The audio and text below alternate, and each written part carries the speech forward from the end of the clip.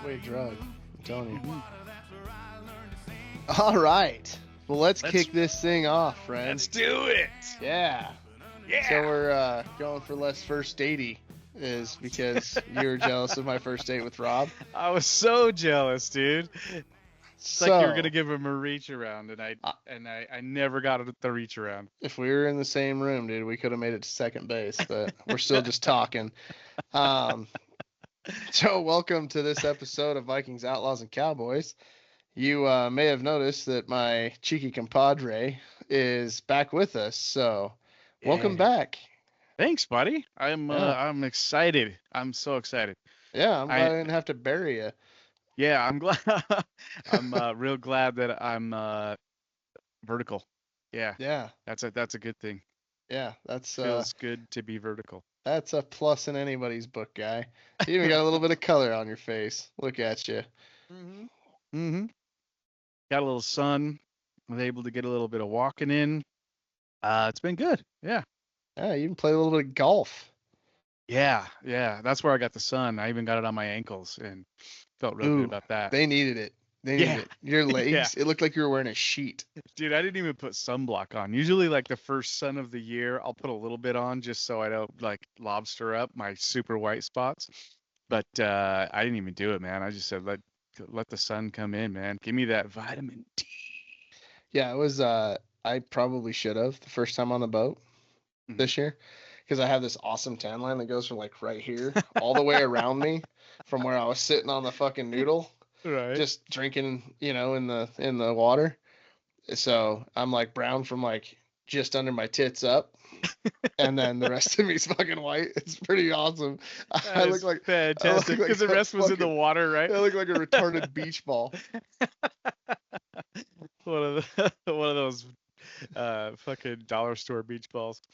Yeah, legit look like a fucking buoy. So we'll give our topic rundown. What do you think? Yeah, let's do it. Our men's mental health. What are we talking about? We're talking about the main hurdles and taking action towards your own mental health. Right? Yeah. It's a little bit of a mouthful, but we got some good topics. How do you handle the anxiety of everyday life and everything that brings? So I'm sure that we'll get deep on that. And how do you convey lessons and new practices you've learned from your newfound or our newfound mental health awareness? So there's a lot going on there. We have a lot to unpack. We obviously haven't been talking on the old podcast for a while. So, yeah, we'll see if we can't be a little less awkward. And then spooky shit. We'll see if we got time for spooky shit. I know there was some talk of CERN. There's some talk of some backroom. And video game horrors come to life. I actually do want to talk about that. That sounds fun. Yeah, it sounds slightly giggly. I want to get your take on that. So, what are you drinking, guy? It's protein again for me, protein shake.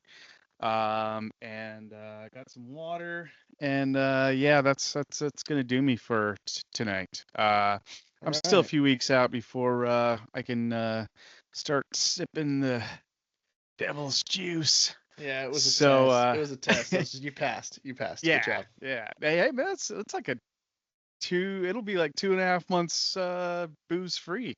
So it was like how you do sober September or what is it? Sober October. Sober October or whatever. Yeah, it was like sober June, July for me. So yeah. Speaking about June, we wrapped up Men's Mental Health Month.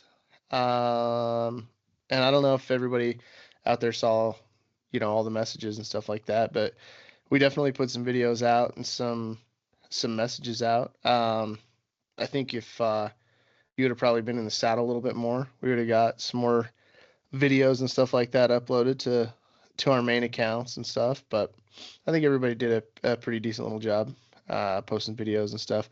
I still don't know what happened to one of mine. Like, it's lost in the ethers. Oh, yeah.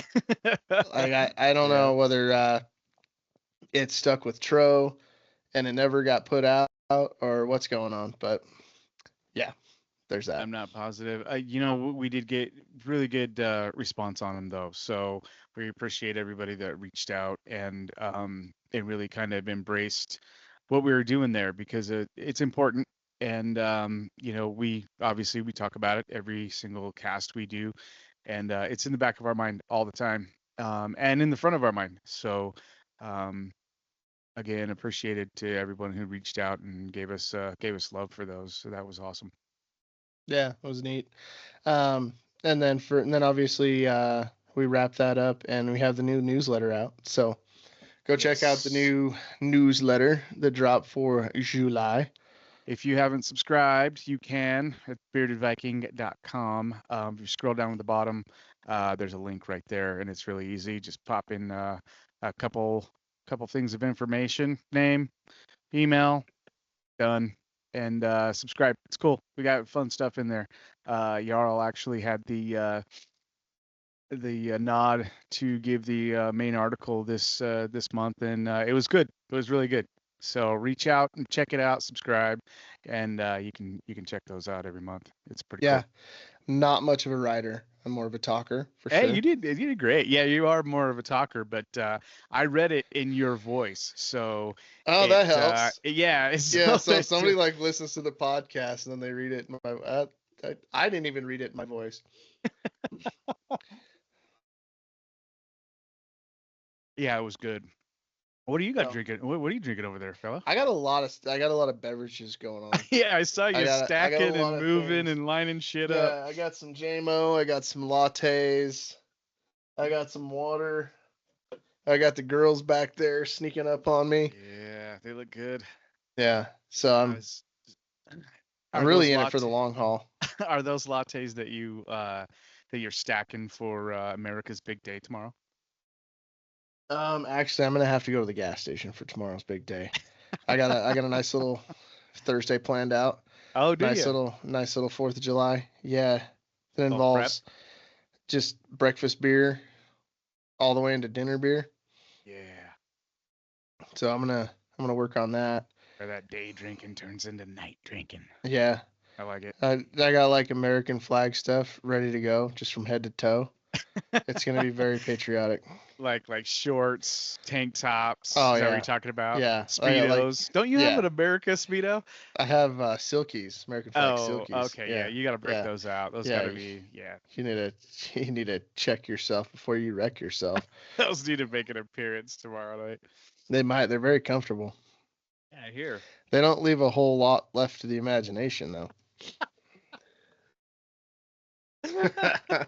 No, they do not. They will either show everything you have or everything you don't have. Yeah, there's no in between. In between, yeah, it's either everything or nothing. Yeah, it's a shame, really. But yeah, so we'll see what ends up happening. But I'm very stoked for America's birthday. It should be a good time. Yeah, I'm excited. Yeah. There's supposed to be F-35s flying over at some point too. Really? They're shooting off a bunch of planes out of hill, so they're gonna do like the old Weaveroo through the valley all the way down to almost St. George and then back up. Oh, that's cool. I didn't hear anything about that. That's kick-ass. I think they're going through Salt Lake at like 9:30 or something like that. It's all over the news and shit. So, watch the news. Fuck the news. But anyway, it's pretty cool because we have the F-35. I think we have the most F-35s in the U.S. here and here at Hill. Yeah, here at Hill. It's like the biggest squadron or something like that. So okay, should be neat. Yeah, that'll be super neat. Yeah. So should we jump into this agenda? Yeah, let's do it, man. Dive on in. Yeah. All right. So you wrote a hell of an agenda. It's very comprehensive and there's a lot more words in it than usually when I write an agenda. Yeah. Well, I got to thinking because we've gone through so many men's mental health topics. It's hard to not go back and repeat some stuff. So, I wanted to dig a little bit deeper, and some of this stuff is, stuff that we've talked about, and but at the same time, I kind of want to get out of the norm of thinking of how we are. Yes, we're learning lessons, and we're figuring shit out as we go and having revolutions ourselves, which is super cool, and probably one of the main goals. And I think that we're getting there. Um, but not to just take it a step further, is it was kind of my main thought behind at least our first topic. You know what I mean? Well, and I guess we kind of have the advantage of you being on, because JT and I went through a lot of it, but now we get to get another take on it. Hmm. And then, after we've gone through all the topics, we'll just kick you off the show, and then I'll just have Rob Find run a to it new again. co-host. I'm just joking. Well, find out what's deep inside Rob. Bye, bitch. Um, I don't even want to know what's deep inside of Rob. You never know. Yeah, He hangs no, out in some low places. He's like Garth Brooks. it's it's must be scary in his his mind and body. Yeah. Um, so yeah, we talked about our learned behaviors, stereotypes, and everything like that. So I guess the main topic is what's the main hurdle in taking action towards your own mental health. So what would you say your main hurdle is? Um, lately, and especially after and anybody who is out there that's watched the cast and heard stuff, and why Rob sat in and stuff. I just got to put this out there. I have Crohn's disease, and from time to time I get flares. And if you know anything about Crohn's, you know anything about flares. They are debilitating. So that's what was going on with me, and I was really it's hard on you. It's hard on the mind, hard on the body, and really, I guess, you know going through that, this is my third really bad one that I've had over the last, what, 5 years, 4 years. 4 years, uh, yeah. yeah. And with that, your mind can dive into some pretty dark places, and depression kicks in, and all kinds of other stuff. And this is why you're fighting with your body, you know what I mean, which is really tough. However, in doing those things, I really try to keep a thumb on my mental health. I read a lot of books, um, and really try to keep that in the forefront, because it can dive on you pretty quick, as you know. And I'm sure everybody who deals with ups and downs and emotional states and depression and PTSD and stuff like that, they know. And it creeps up on you.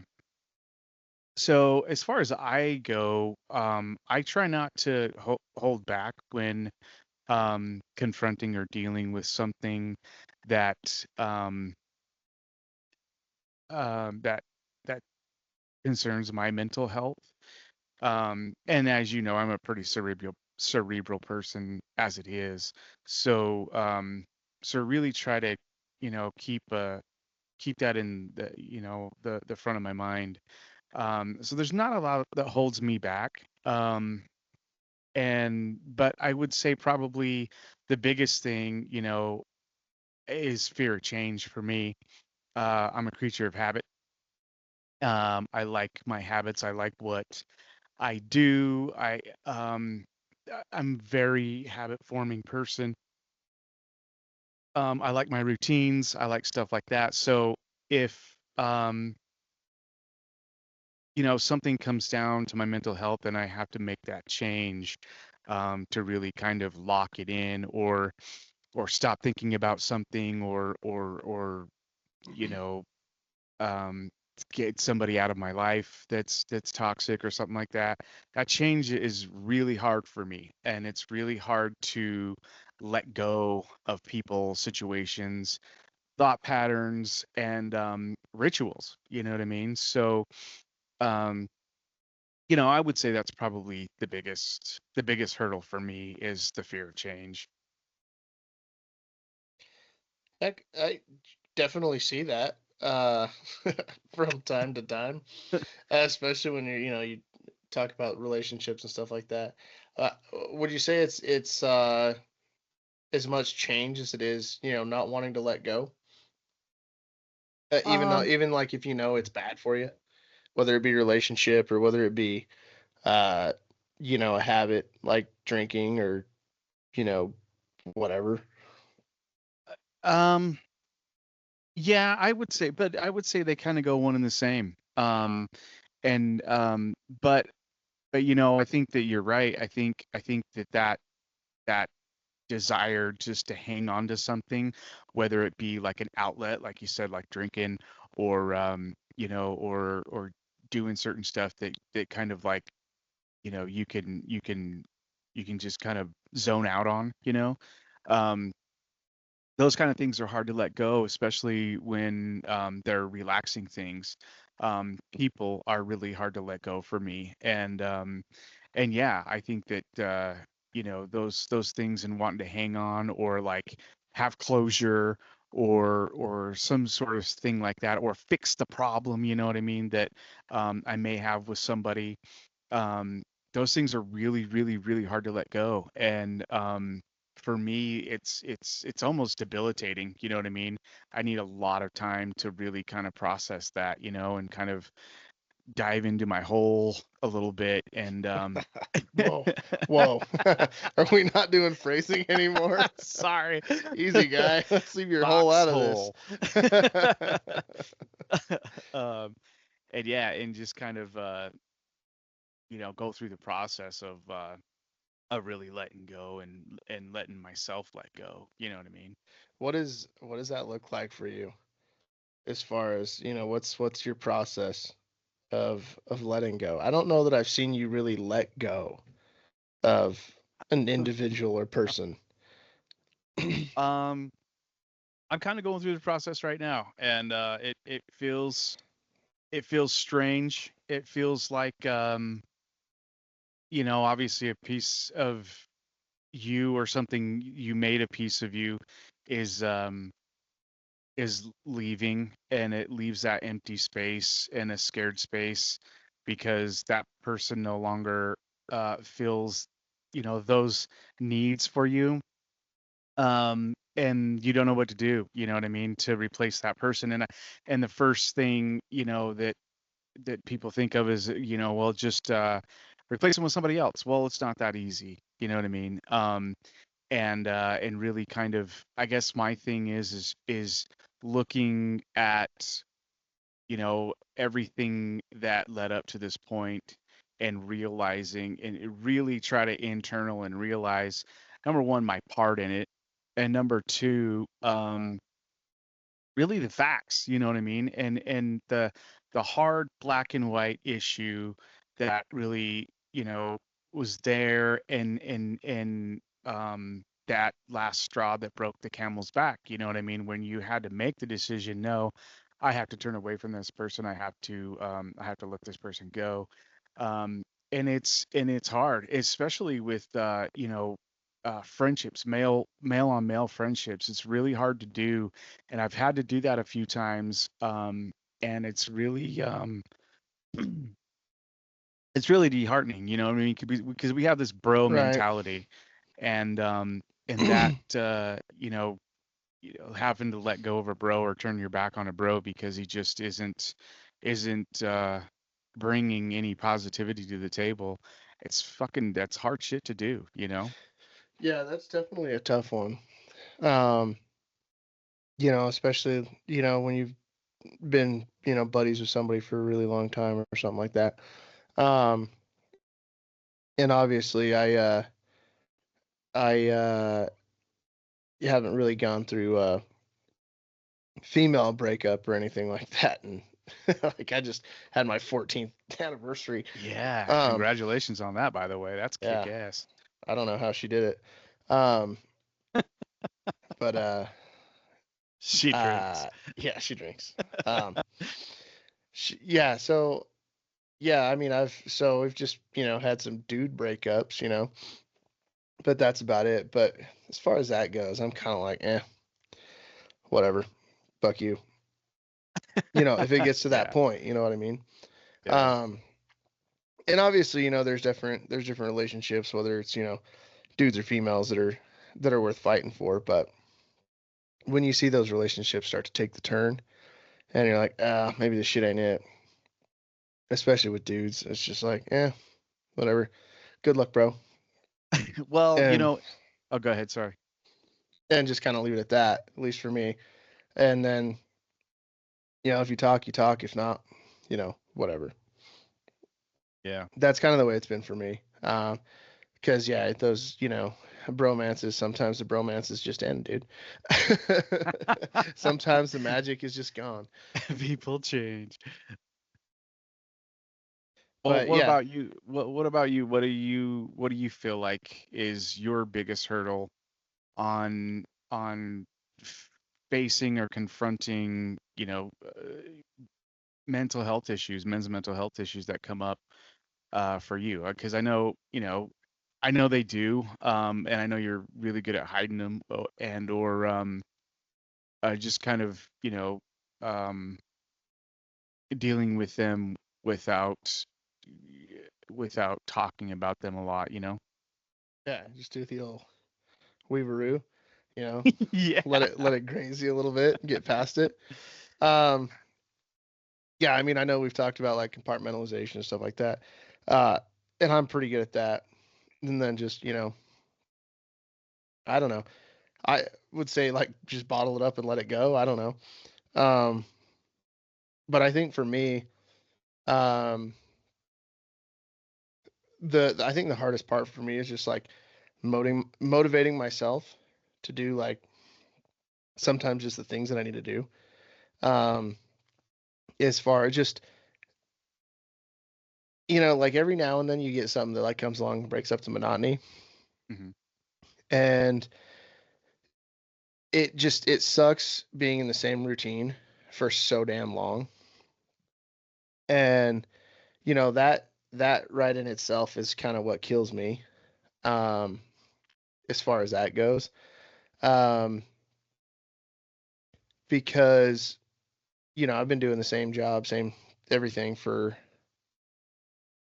let's see, 13 years, 13 or Yeah. 14 years, something like that, close to 14 years. And everybody gives me shit about like, oh yeah, you're fucking working hard, huh? It's like, dude, I'm on the phone all the fucking time, and that shit is like just, ugh. Oh yeah. Like your That brain just can just sucks leak the out of your life fucking right out. head. Yeah. Dude, sometimes that shit is the worst because there's always comrade question that's on the other line. And Comrade you question. know what? I'm gonna, fuck this. You know what kills me is somebody saying, I have a question. Instead of just asking your fucking question. Just raise your hand What? in the chat. Don't even fucking do that. Just fucking ask your question. If we're doing Q&A, yeah, we know you got a fucking question, bitch. That shit is about to fucking make me go just ape shit. Just clear the desk, and Justine's gonna come in my office like one day and just be like, well, "What the fuck happened here?" There's just bookshelves and TVs and computers everywhere. That's what it's gonna be. Only thing that's gonna be left is like the stuff that's behind me, because America and the Marine Corps. You're naked, And crouched on the desk. Like, fuck, dude, babe, just slinging shit at the fucking window. we need a vacation. Dogs haven't been let out. Yeah, it's like even on vacations, like for example, like going up to the gorge, right? Huge pain in my ass. Yeah. And I was about to call it off again, for the second year in a row, just because there wasn't really a whole lot of people going up. Hmm. And like I think it's really fun when you get there for like 2.5, 3 days. Yeah. After that, totally fucked, because then I got to pack all the bullshit back up and haul the fucking house back, you know, and so it's like the trailer, the boat, the gas, the food, all that shit. It's like, this isn't fun. This is nerve wracking as a motherfucker. But I'm just not like, I'm definitely not one of those guys who could go live in an RV. 100,000% not that guy. Just because I wouldn't want to fucking tow it everywhere. Like if I had like a motorhome or something, it might be different. I don't know. Never had a motorhome. Yeah, motorhome. I was thinking about that. A motorhome might be fun, or like a Sprinter van turned into, you know, a thing. Not for my family. But I mean, for you that would work out great. Yeah. Yeah, you could be like one of those Insta bitches where you're just like, oh, I'm working on the beach. You know, like you got your little fucking curtains blowing in the wind out of the back of your Sprinter van. Fucking bum walking by asking for fucking money for crack or whatever the fuck is in California. Sorry, sir, I'm working. Sorry. I saw a guy that was said that he was handing out fake money, like motion picture money to bums. That's kind of fucked up. I know, but it's kind of funny because he's like, I kind of kill two birds with one stone. You give them, you know, motion picture money, and then they go and try and use it, and they get sent to the clink for passing counterfeit money. He's like, got two birds with one stone. My guilt is not there because I gave him something, and you know, I'm cleaning up the streets. So, been thinking about that a lot. And, but yeah, so I think like I have my boys all the time, because you know, I work from home, so when they're in school, you know, drop them off before work, pick them up like right as I'm getting off work, right? Or you know, or at some point I'm gonna have to pick them up. You know, in the summer, you know, they'll go hang out with friends or something like that, or you know, they'll just be hanging out watching themselves. So that's kind of, I guess, the advantage of, you know, having one that's a little bit older. You know, he kind of tends to take care of the other one. If not, he just kind of hits him with a pillow and tells him shut up. But so I guess like finding time to just do something by myself, and we've talked about that before. JT and I don't know if you and I have a lot, but yeah, finding time to just kind of break away and go do something that I want to do. Yeah. Without having to hear like anybody. That's rough. Yeah. Yeah. That's a tough one. Yeah. Well, and like even tonight, you know, it was a super nice night. I was thinking about just jumping in the car and cruising, but you know, we got you know, the podcast to do and stuff like that, and then we got the 4th coming up, and like 3 weeks straight it's just of doing boom, dumb shit. Boom, boom, boom, boom. Yeah. Yeah. Yeah. It's so gonna it's be like a whirlwind here for the next month. Yeah, it's like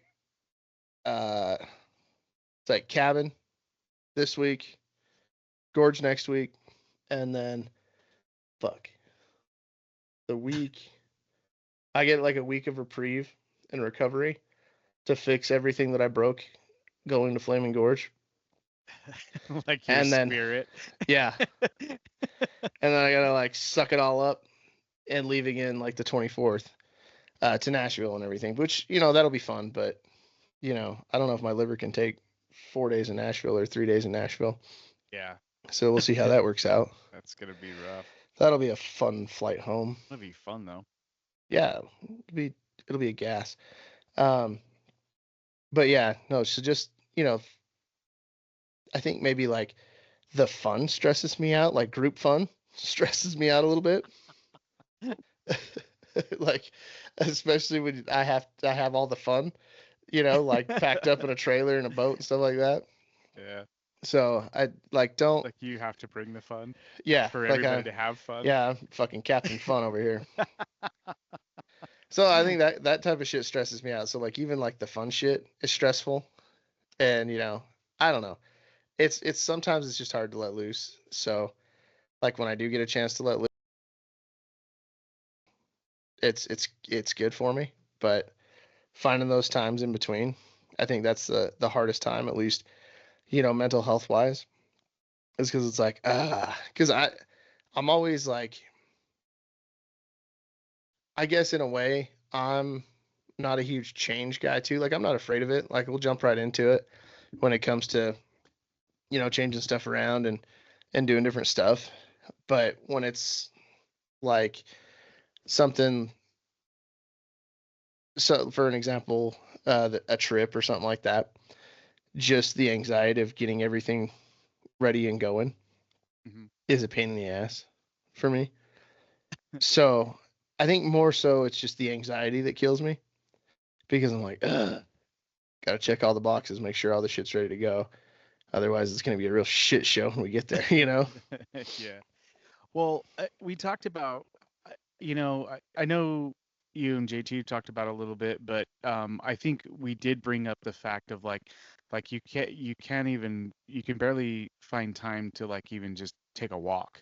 I think you were talking about it a couple casts ago or something like that, or maybe even it was last cast, but yeah, like even just getting out and go for a walk. I know that you and Rob were talking about exercise. And do you like when you do that kind of stuff, do you think about like your what's going on in your head, your stressors? Are those kind of things de-stressors for you? Like can you sit and kind of go through stuff and maybe put some stuff to bed, while you're either working out or like I said, like just simple going for a walk. I know it's something that you don't do very often, but um I mean, do you think you would do those kind of things uh during those activities? Not really. Usually I'm just kind of thinking about like the task at hand. So, One foot in front of the other. yeah, where the fuck am I gonna go now? I think that, you know, like a long drive and stuff. Usually I don't really talk a whole lot, but usually I'm pretty good. Like on a long drive or something like that. Hmm. Listen to freaking podcasts or whatever, just kind of soaking that type of stuff in, or listening to scary stories or stuff like that.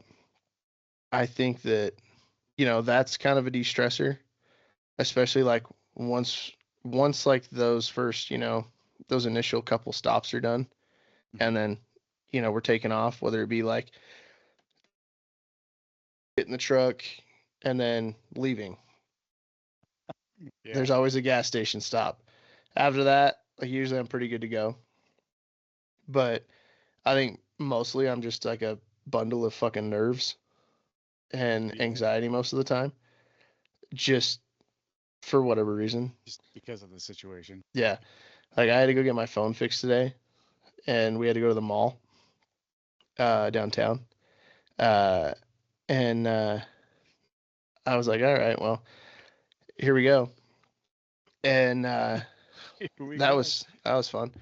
I get in there, and the lady is like, "Oh yeah, did you back up your phone before you got here?" I was like, well, I tried, and my computer was kind of being a dick, so it didn't really happen." She's like, "Oh, well, we can't really fix your phone unless you did a backup because we can't do a backup here." I was like, "You're the fucking Apple store. How can you not do that?"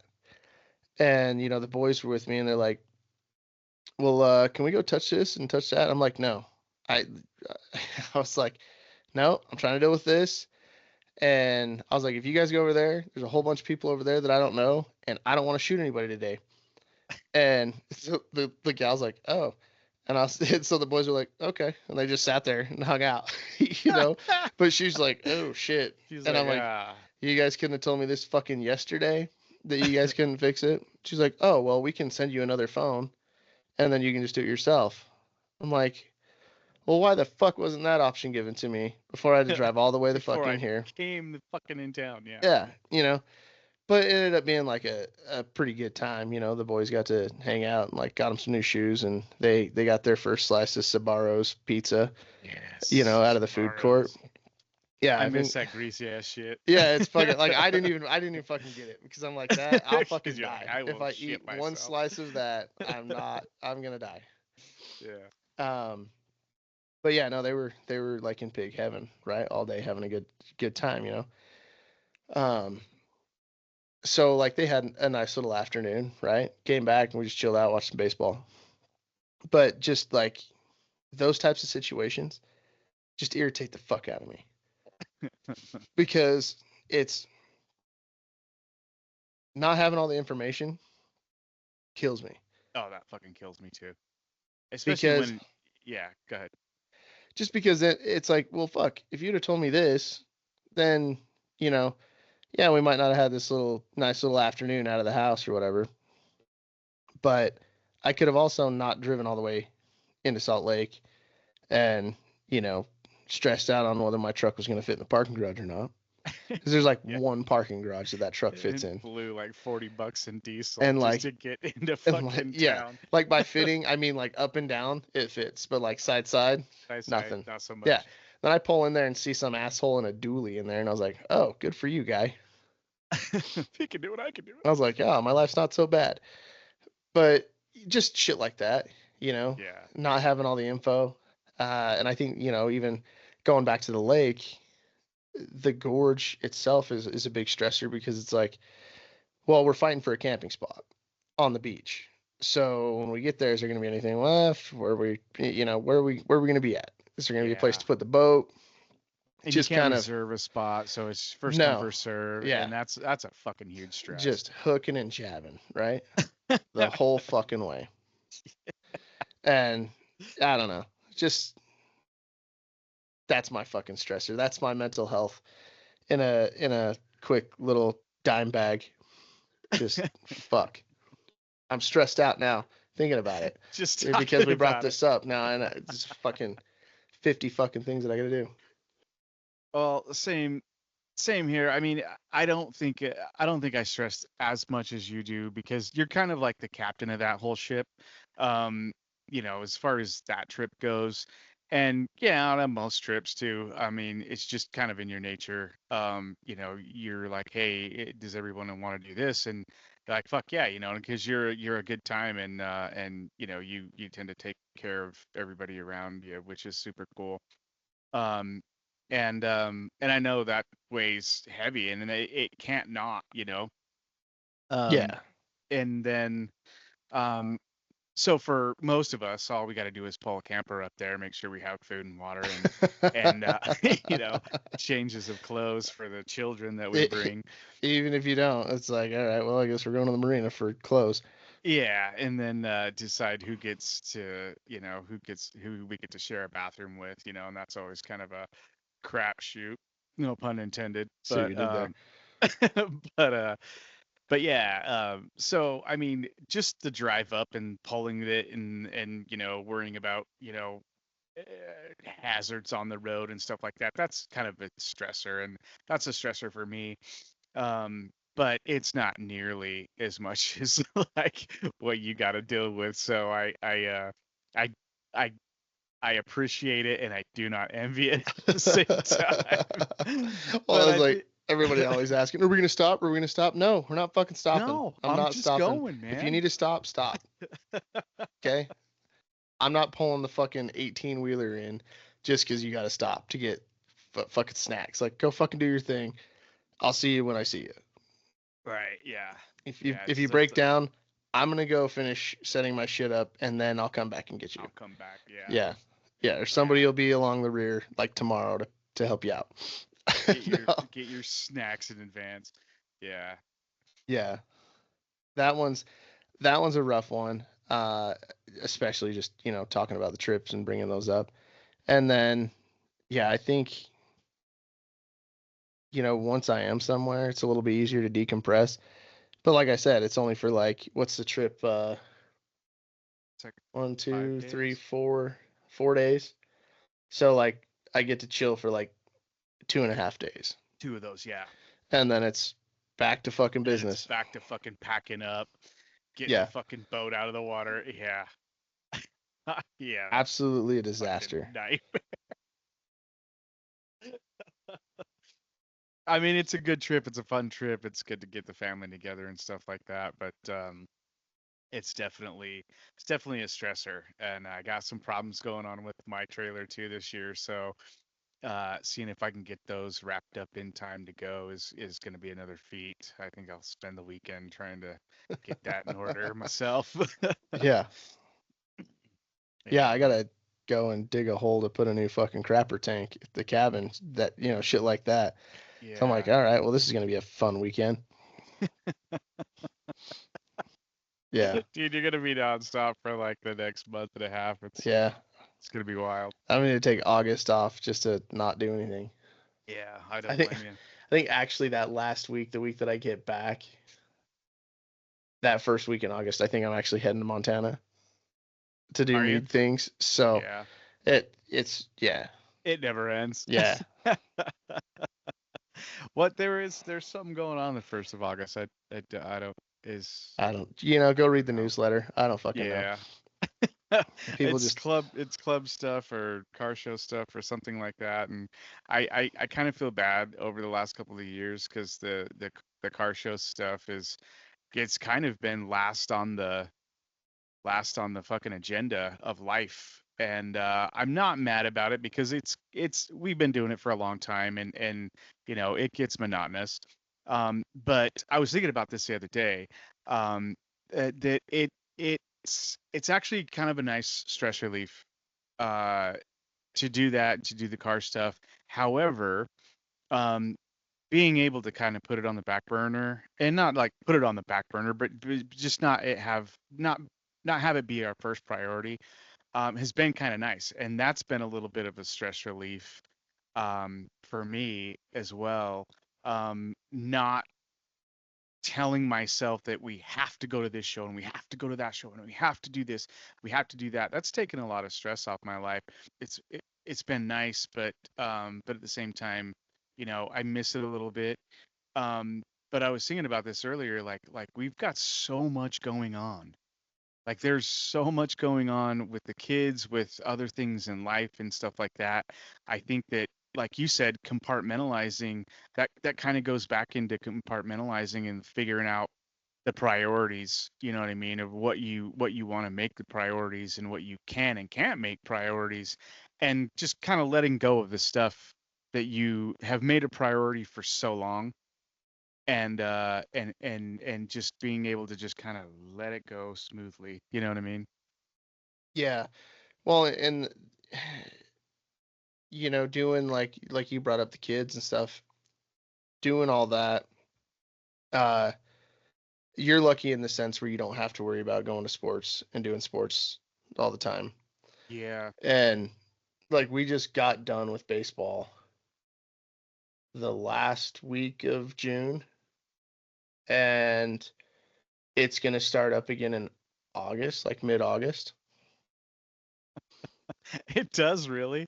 Yeah, it starts back Yeah, up. like right after school starts, huh? Yeah, fall ball starts back up. And like the crew, the baseball crew is like second to none.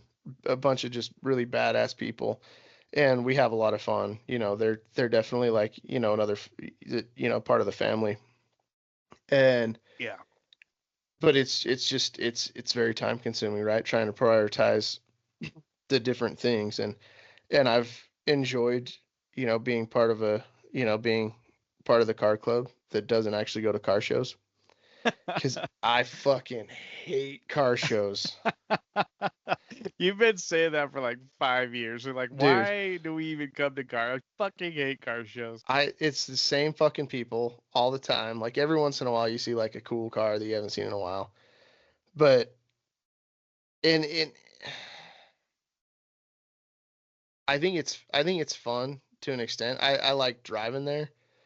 And then once we get there, it's just like, all right, well, this is cool. Let's go. I'm Well, it's almost to nice the to. I'm almost to the point where I want to just be like that guy that pulls the sweet car up and like parks in the parking lot, doesn't actually go into the show, walks around, gets the fuck in and leaves, Yeah, yeah. I mean, more and more. Hey, you got a thumbs up for that. Oh, Maybe that's nice. the universe telling us something. Yeah. One thing I like though about the car shows and stuff is, yeah, it's the same people. But I like seeing those people. I don't have to see those people every weekend. But if I see them Right. like once a month or once every couple months, you know what I mean? It's nice to reconnect with those people because it's a fun community, you know what I mean? And they're giving and they're charitable and yada yada. but it's nice to reconnect with those people, see how they're doing, shake hands, kiss babies and stuff like that. And then once you're done doing that, like, okay, now how long does this show go? This is a 6-hour show. I gotta go Yeah. sit here and I'm gonna Mhm. run out of beer and I Well, they gotta. like try and tell you like when you can pull out, and I'm like, Yeah, they don't want listen, you to nobody leave, tells me when I'm pulling out or if I'm pulling out. Okay, right? I'm gonna I just fucking I leave. wanna I wanna yeah, I wanna come when I wanna come and I wanna leave when I wanna leave. And that's unfortunately like a lot of they're like, well, you're not sticking around for awards? No, No, no, I no, don't care. I've yeah, I I don't don't care. care that much anymore. I really don't. I've got award upon award upon award upon car award, and it's just like, okay, Yeah. I don't need any more. Yeah, no, it's And gonna be like I'm gonna just do a big bonfire one day and just throw all of them in there, and it's gonna be like a 9-hour bonfire. yeah, we've gotten a lot of wood for our cars over the years. Yeah, and they're like, even my boys are like, why don't you hang those up? I'm like, I just don't really care. Just don't really care. Well, that's what I started doing. I just started giving them to the girls, and now they don't Yeah, fucking care. You know what yeah. I mean? I have They're like a just like, fucking oh, stack, dude, almost as tall as me, sitting in the garage, and I'm I just see like, that stack. It's ridiculous. and every once in a while somebody will bump it and they'll all fall down, and then I gotta like fucking stack them back Like, up like Legos. oh. Like fuck. Told you not to get that close to Yeah, them. don't fucking go The around that way. fucking breeze blows and they fall Yeah, over. that's a stressor right there. That's a Uh, stressor. I got a lot of stress in my life. Oh my god. Yeah, I think definitely like a stressor is just not having time, right? And like time you can't get back. And I'll be the first one to admit that I waste a lot of fucking time Mhm. just procrastinating and not wanting to fucking do anything because I don't have to. Right. I'm like that guy. I'm like, well, fuck. Maybe if I take a nap, I won't have to worry about it anymore. Like wake up, I'm Maybe like, it'll go away. fuck, it's still here. Shit. Or like that person that goes on vacation to get away from their Yeah, problems and then they and it's come like, back and they're like just tenfold. Like, yeah, like it's like, it's just does it never works. yeah, like let me pass out after work or something. I wake up like 5 o'clock, fucking 20 missed calls, like 50 fucking text messages. I'm like, the fuck, dude. I just want to turn my Do I phone have to off. reply to anybody? I was really excited for a second when I thought my phone was broken and like wasn't gonna work, but it You have a works. week off It from works. just it Yeah, works. it works. Yeah, it's never the fucking work phone that gets broken. Yeah. Somehow that never happens. Yeah, it's fucking like 50 different email accounts. Um, so we kind of talked about the stressors and stuff and droned on, but would you say that you could admit to yourself that you're not okay? Um I mean, yeah. I know health wise you fucking can't. Yeah. Yeah, no, it, I have a hard time with it because I want to be okay, like really bad. You know what I mean? Um, but like we've said before, I'm a cerebral guy and I get stuck in my head a lot, and it just rolls and rolls and rolls and rolls. And I think that that's part of the reason that, or part of the thing that makes me not okay a lot of times um, because like I'll talk myself into a stressor or I'll talk myself into a problem that really shouldn't be a problem that could just kind of be ironed out and let go and not worried about. But yeah, a lot of times I think I do kind of fool myself into thinking, okay, I've dealt with that, but really never got to the end of it. You know what I mean? And just admitting that I'm not okay. I think that that's something that a lot of people are afraid to do because they're afraid to take the steps to make them okay. Does that make sense? Yeah, well, and I think there's kind of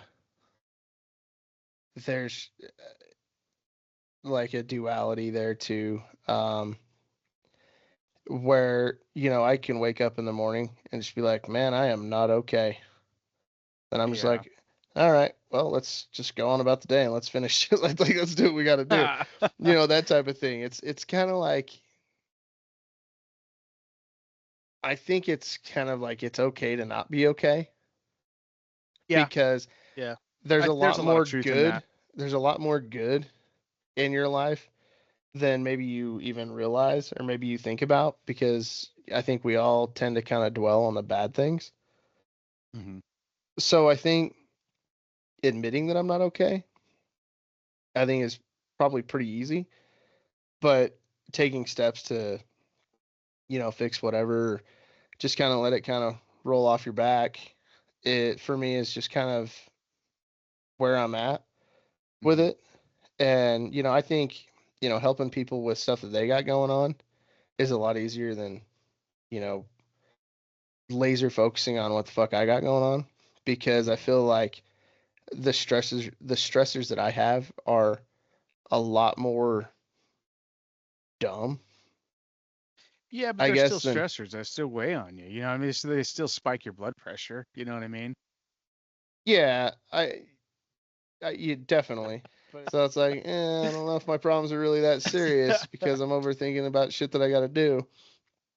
Um, and I've been blessed when it comes to stuff, stuff like that, where it's really just worrying about day-to-day stuff, getting stuff done for all of the businesses, and doing this and making sure that's taken care of, and then making sure that I'm keeping up with the people that I need to keep up with, as far as you know messaging them back or calling them back, and stuff like that, because I think anybody that knows that hits me up on Instagram or Facebook or anything like that, whether it be family, friends, or just random people saying, hey, what's up, um, I always get back to them.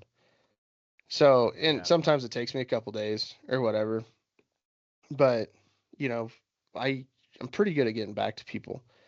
Uh, Sometimes more timely than others, but if you end up in the Jarl's inbox, you're gonna get a message back from me at yeah, some point. it'll be there too. It's probably gonna be some dank ass memes, or hi, how you doing? Just stuff like that. But I do get back to people, and I pride myself on that. But yeah, I think when I wake up and I'm just like, today's gonna suck. You know, Yeah, it's really not as bad as somebody that's going through a divorce, or somebody that's going through something that's heavy, and what their stressors are. So I'm not gonna sit there and cry and rock in my little corner, because you know my problems are stemmed from my own fucking anxiety and shit like that. You know what I mean? yeah, I yeah. don't know. I think one thing that helps me is my morning routine. It was really hard to keep up, while I was sick, but as soon as I started feeling better, I kind of got back into it. Which is like I'll get up, do a little bit of exercise, read some mental health book stuff, 10, 15 pages in that, spend some time internalizing that, do a little meditation, and then, do the whole shower thing, and you know what I mean, and kind of, wake myself up that way, and I don't know if it actually, like, I mean, it helps, but it makes me feel better. You know what I mean? It makes me feel it makes me feel like Makes I you feel can, good. yeah, I can conquer the day. You know what I mean? And on the days where I can get out and get on my walk and stuff too, that really helps. You know what I mean? Get some vitamin D and yeah, get the blood flowing and moving and stuff like that. And it just like turns your outlook on the day, and even though, like, and I'll have a full fucking list of work to do between the businesses and everything else, and then new ventures that we're starting and all that kind of stuff, but I got a loaded plate most of the time. But like, if you're not taking that time to really kind of do that and kind of clear everything out and be able to, like, maybe prioritize in your mind, your day, and try to roll it you know, roll into it with that kind of mindset, that helps me, you know what I mean? Especially with the monotony and the banal minutia of day to day to day to day to day, like especially with the girls who are in school, you know what I mean? It's up. It's trying to wrench them out of bed. It's getting them to school. It's, oh fuck, one of them called and I need to come get him. You know what I mean? That shit's not easy. But I feel Sam like calls me. I'm like, do you really need me to come get you? right. Do Come you? on, buddy. Yeah. Yeah, sure. Oh, you puked and it's in your hair. Oh, okay. Uh, and I'll maybe you come should get cut you. your hair. Yeah. Right. Maybe you should have pulled your hair back. Yeah. But I think that those kind of things really help my mental state in the beginning of the day, to get through the day, because some are easier than others and some are fucking hard. And like you said, like some, I just wanted to say fuck it all and take a nap at like noon.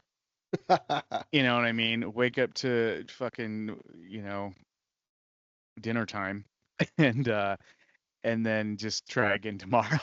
You know Yeah. what I mean? Well, this day's This got day away is from me. fucked. Yeah. I'll see you tomorrow. Life. Yeah. Most fucking Mondays. Yeah, it's definitely gotten to that point. I was talking about anxiety, and you have on here, lack of immediate results. And I think that anxiety and a lack of immediate results is a huge thing, because I think that my patience is not very, I don't have a lot of patience.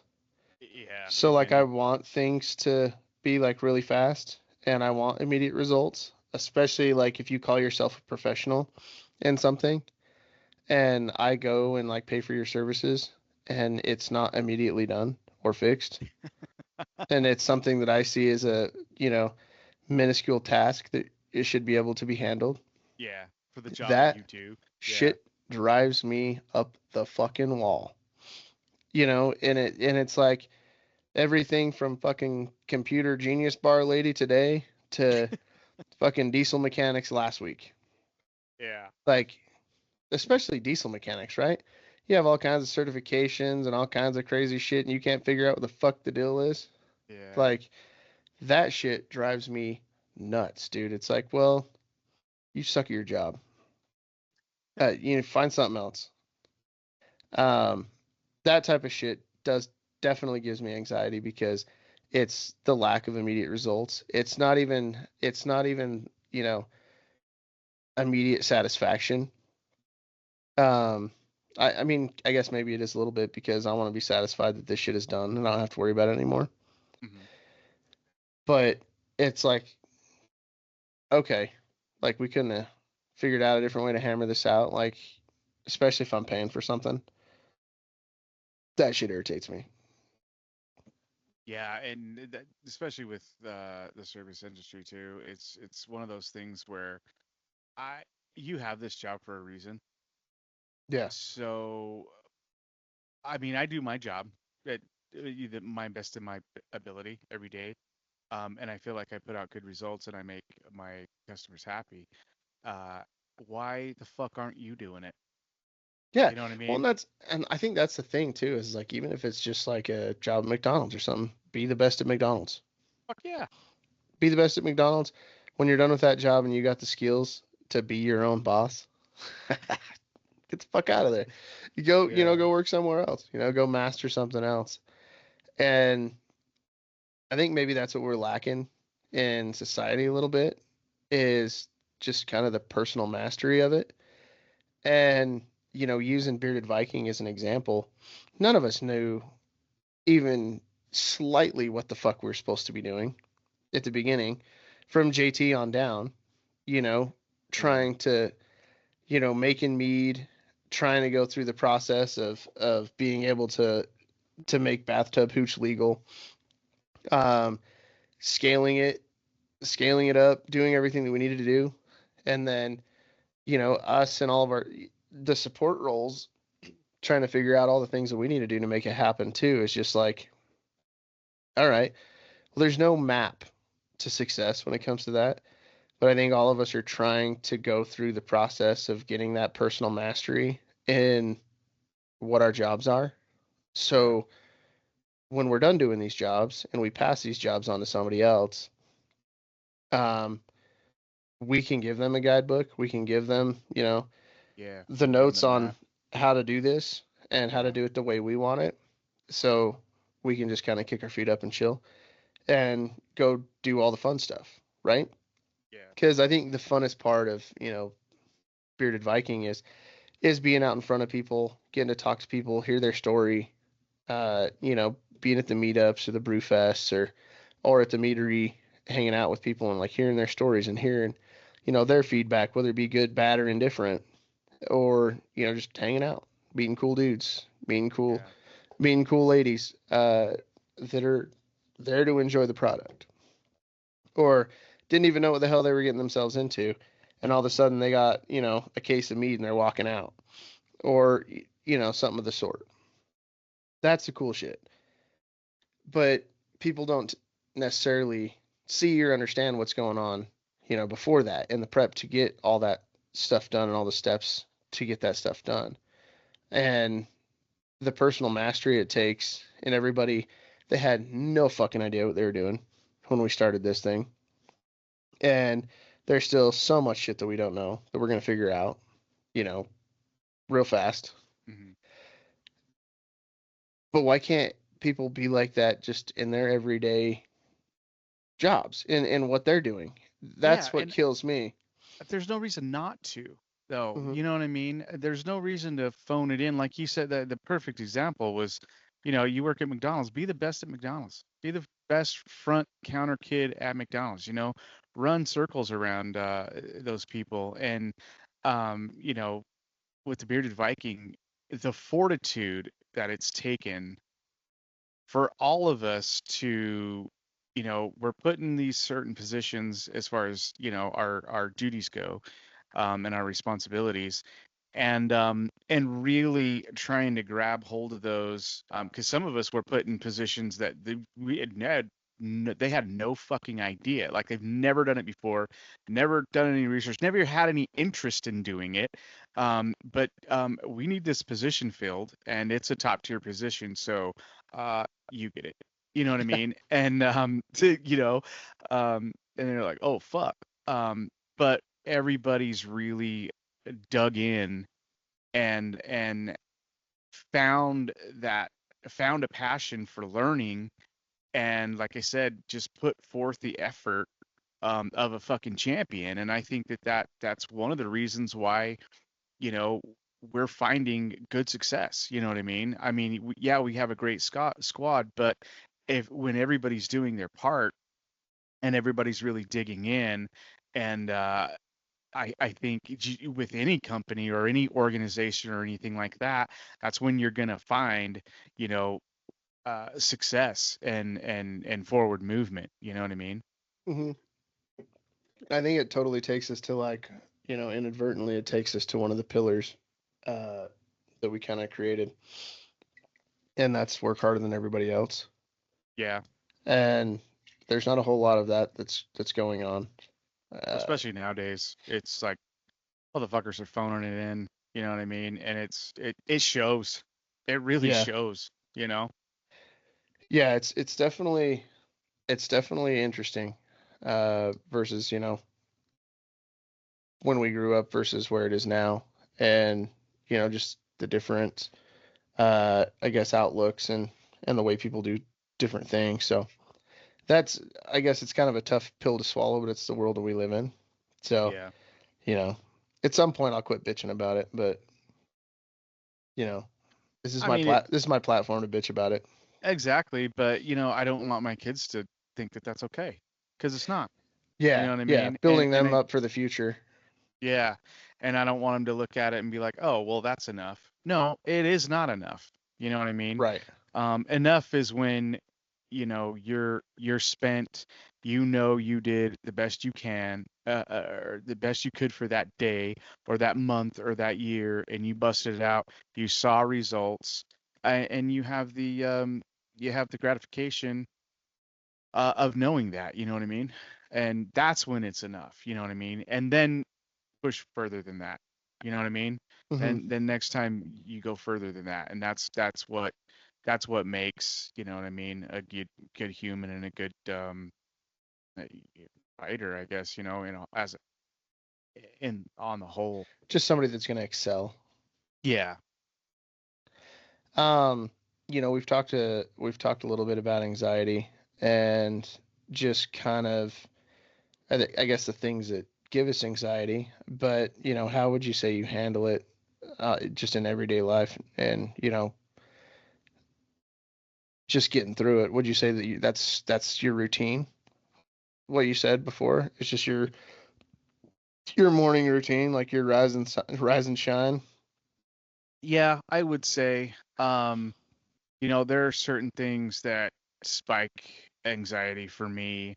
But I think that the more kind of you get in that mindset where you're preparing yourself for anything that might come up during the day, or any shitstorm that may come down that you don't even have any fucking clue of, but you know that it could, you know what I mean, come down. So, that getting to the state of mental prep for those kind of things, I think really helps me combat any anxiety that comes up.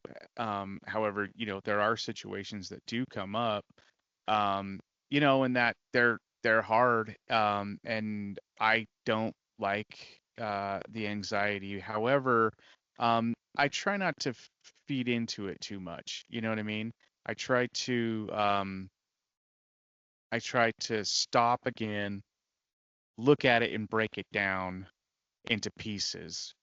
Because if I can do that, then the situation as a whole doesn't, it's not as scary anymore. You know what I mean? And it doesn't affect me anxietal ways as it would if I didn't like logically break it down and get through the steps. Because some of it's like, okay, well, yeah, I mean, it could be as dumb as um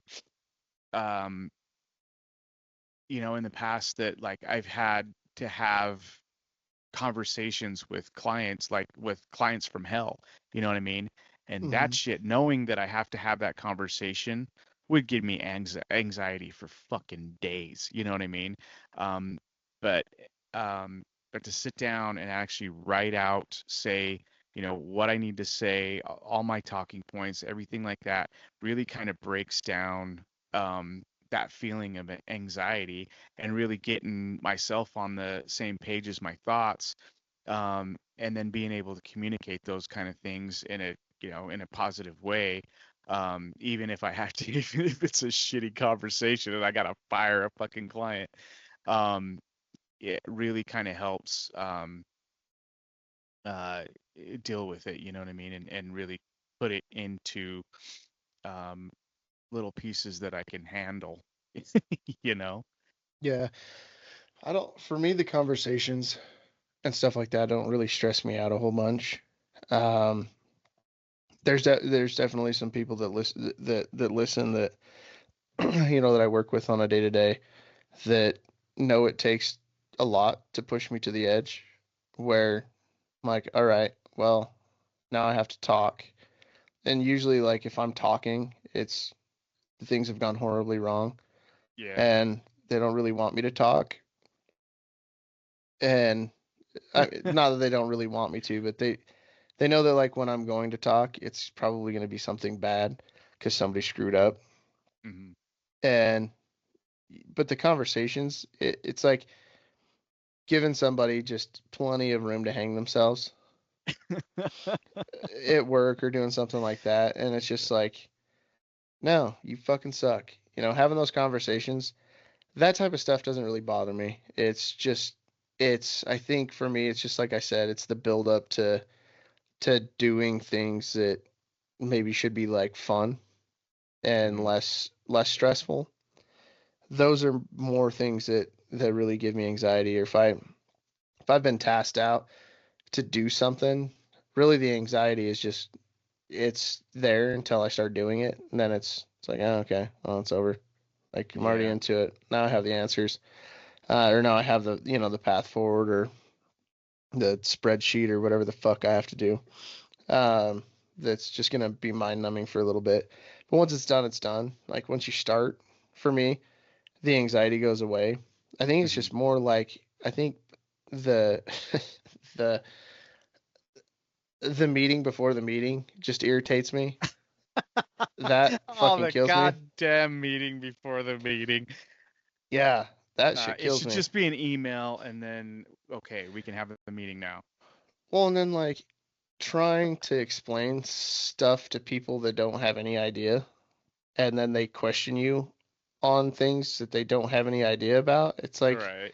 no, I just gave you all the answers. Like I gave you like plan A, B, and C. Pick one and let's do that. Like stop asking me a bunch of questions about this shit like I already told you. And that type of stuff and the bureaucracy and those types of things just in politics, that shit kills me Oh because it's yeah. just like, really, do we have time for this? Like why are we doing that? Well, with your job too, it seems a lot like it's a hurry up and wait thing, and you're waiting on the government. You know what I mean?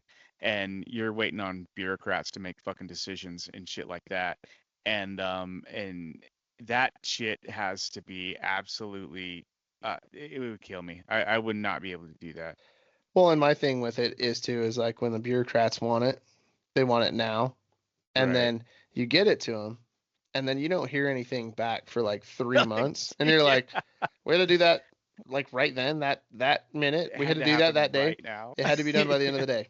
At the end of the That's what day. had to be done by the end of the day. 3 months later, Motherfuckers. we're coming back at this. Like, why are we doing this again? And then they come Yeah. back and ask for the same shit 3 months later, and it's like, no, I already gave it to you. It's the exact same as it was 3 months ago when you wanted it.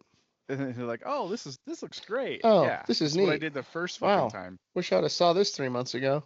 Like, well, you did. You're just an idiot.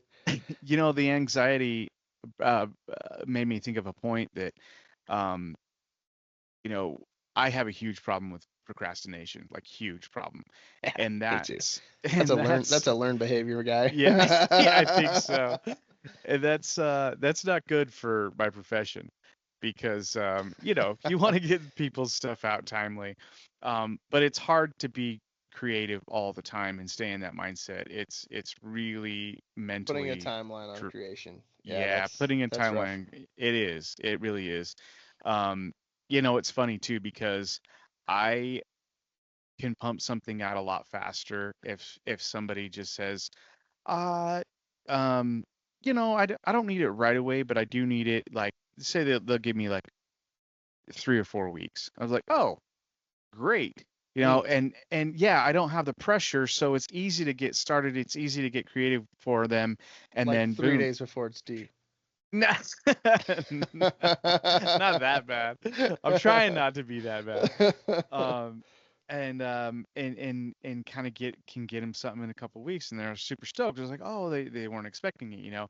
But if somebody says I need this done by the end of the week, and it's something that's pretty involved, that shit I get a spike of anxiety, and then it's straight to procrastination because I fear it. I don't know, and like you said, just starting it and doing something with it, um, it it pulls me out of it right away. You know what I mean?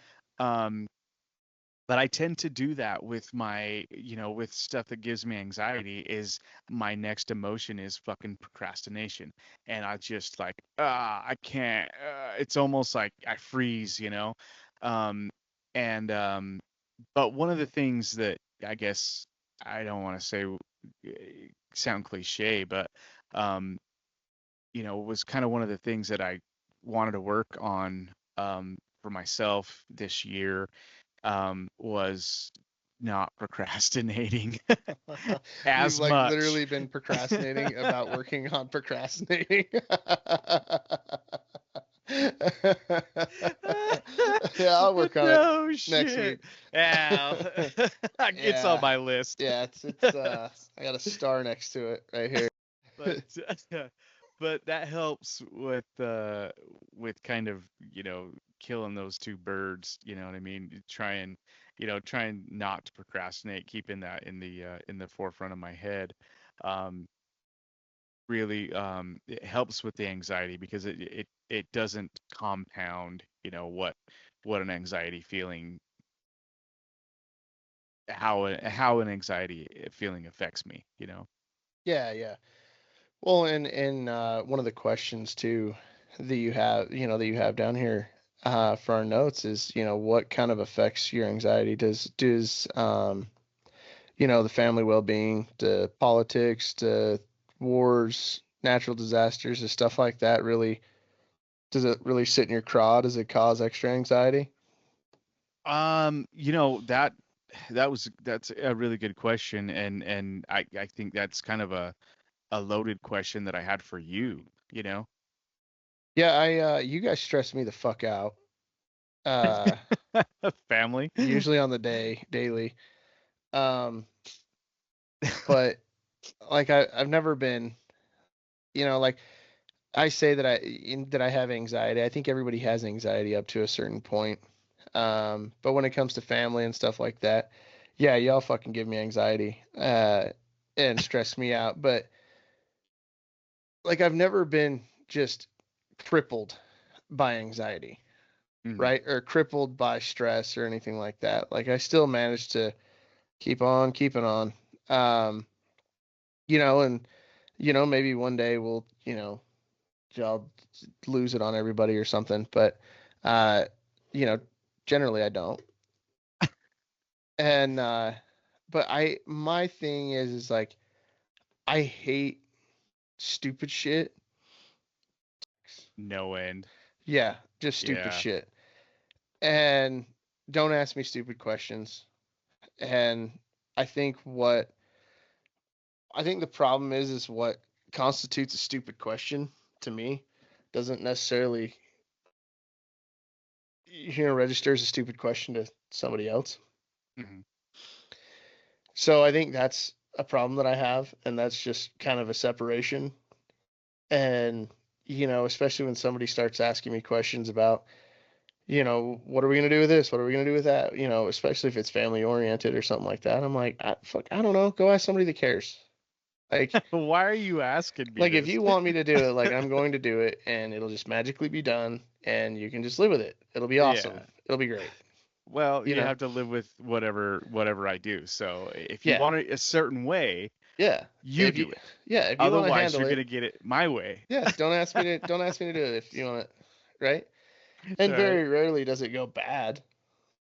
Yeah. But No. Yeah. yeah, you motherfuckers stress me out like all the time. uh, is it welcomed though? Because um, you know that it's a thing that happens. Like if we didn't stress you out, would you and I'm talking about like, our me, mom, dad, Jess, you know what I mean? Plus your household family, you know what I mean? If we didn't stress you out, if we didn't come to you for things or to make plans or to be the captain of the fucking gorge trip, or stuff like that, like would you miss that? Would it be like, thank fuck someone else made a goddamn decision so I don't Yeah. I don't have to do this Yeah, shit. it'd be the latter, bro. I mean, look, I'm fucking 36, dude. I have fucking so much fucking gray hair. You kidding me, dude? That's all kids and family. Fuck, even the sides are fucking gray, dude. You know? Yeah, it's it's coming in there. Yeah, fucking. I thought I had another few years before this shit started to happen. I'm gonna end up like fucking dad by the time I'm fucking your age. Um, no, it's just like I don't. I think I've talked to you before. Just it's just I think it's just family stressors, right? Um, just seeking the answers. Mhm. Seeking out how to do not how to do things, but I guess an opinion on how to do things sometimes, or just kind of running down the list and stuff like that. Sometimes it gets stressful. Um, I think some it's definitely welcome, right? But I guess like if it's like a constant like harping on stuff, then it tends to drive me nuts.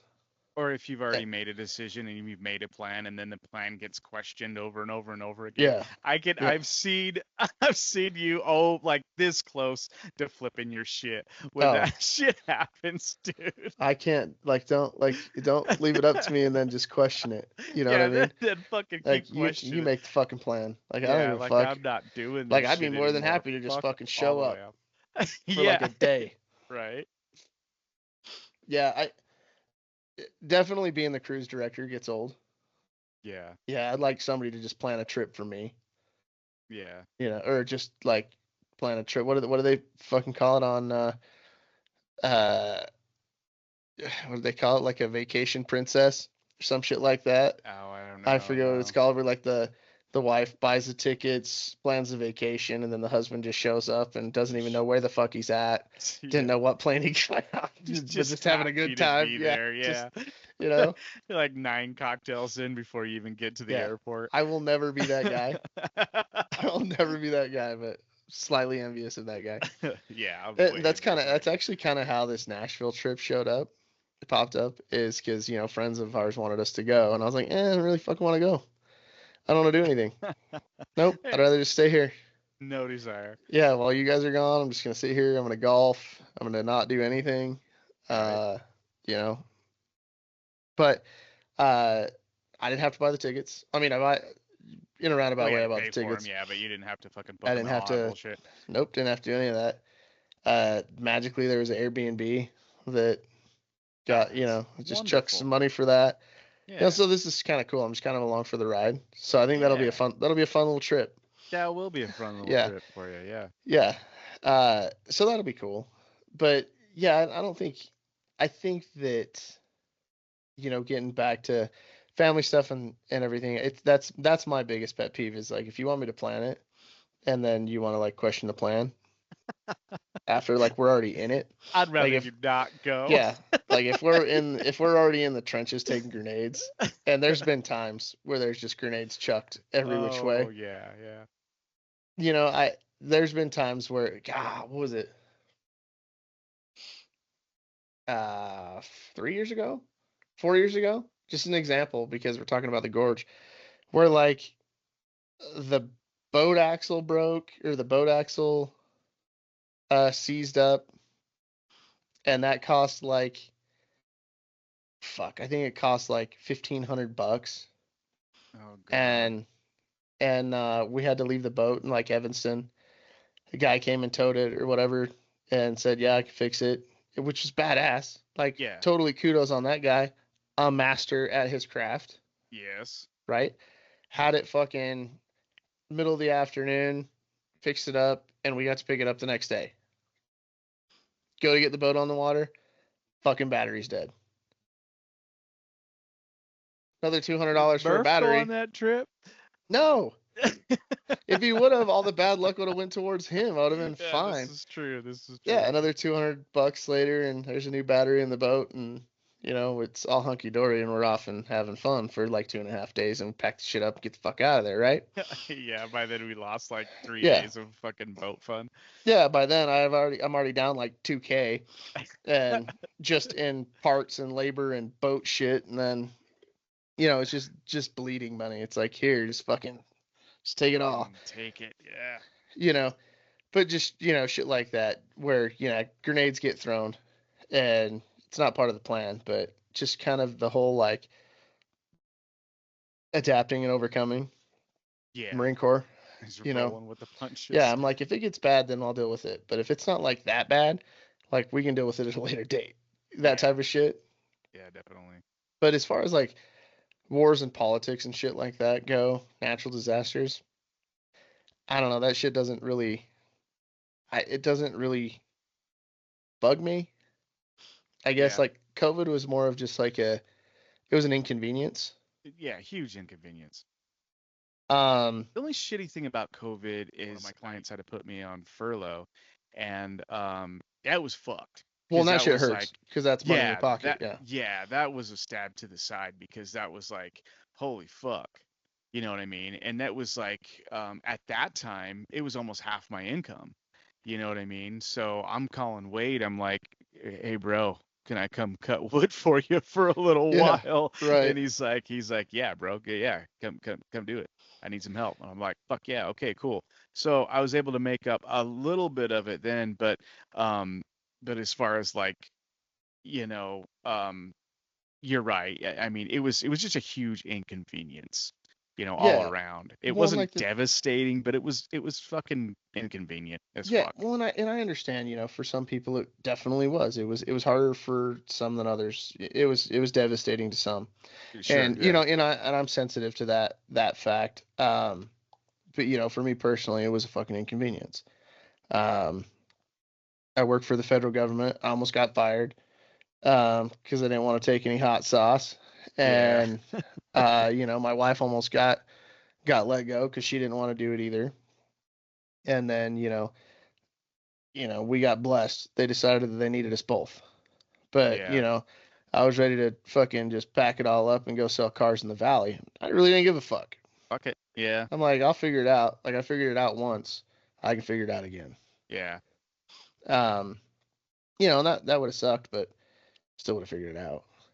Right. Um, yeah, it was just more of an inconvenience. It didn't really Well, stop me from doing anything that I wanted to do, as far as camping, boating, just doing shit that I wanted to do mhm. in the summer or whatever. Um, yeah, you know, I think we got sick once. Don't know if we ever had it. Don't really, we're over it. Don't really care. Mhm. I can tell you that I haven't really been sick since. Right. Um, Which is odd. yeah, It's really weird because yeah, I don't know if we talked about the COVID thing, but to dive into that just a tiny bit, I think I got sick like like flu sick yeah, a yeah, couple months before they actually announced it was a fucking thing, right? And that was the sickest I've been in fucking years. You know what I mean? Like fluish sick, because I really don't yeah. get fluish sick. No, I haven't Um, got the flu since I got out of the Marine Corps, and I stopped getting the flu shot yeah, exactly, because right? that was mandated. Yeah. And it So it was was up the like, nosy one too. I'm like, oh god. oh, that fucking Yeah, sucks. yeah, straight to the brain housing group. And you're right, and that just kind of dawned on me, like I have not been like flu sick since then, and that was what fucking 4 years ago, Yeah, like and I've got it's I've weird. gotten the sniffles a couple of times, but like I've got a cold. nothing that Jameson and a fuck ton of vitamins did not bring me out of Didn't like knock it a out. day and a Yeah. half later. Yeah, exactly. So Yeah. Well, I know you're a big conspiracy guy too, and I know I you think maybe you that's why I wasn't scared about it. okay, yeah. When it was time to go to the grocery store or something like that, I'd be like, all right, well, you guys stay here. I'll go out to the grocery store. If somebody gets crazy, you know, I'll do better in jail than Justine. Um, you know, um,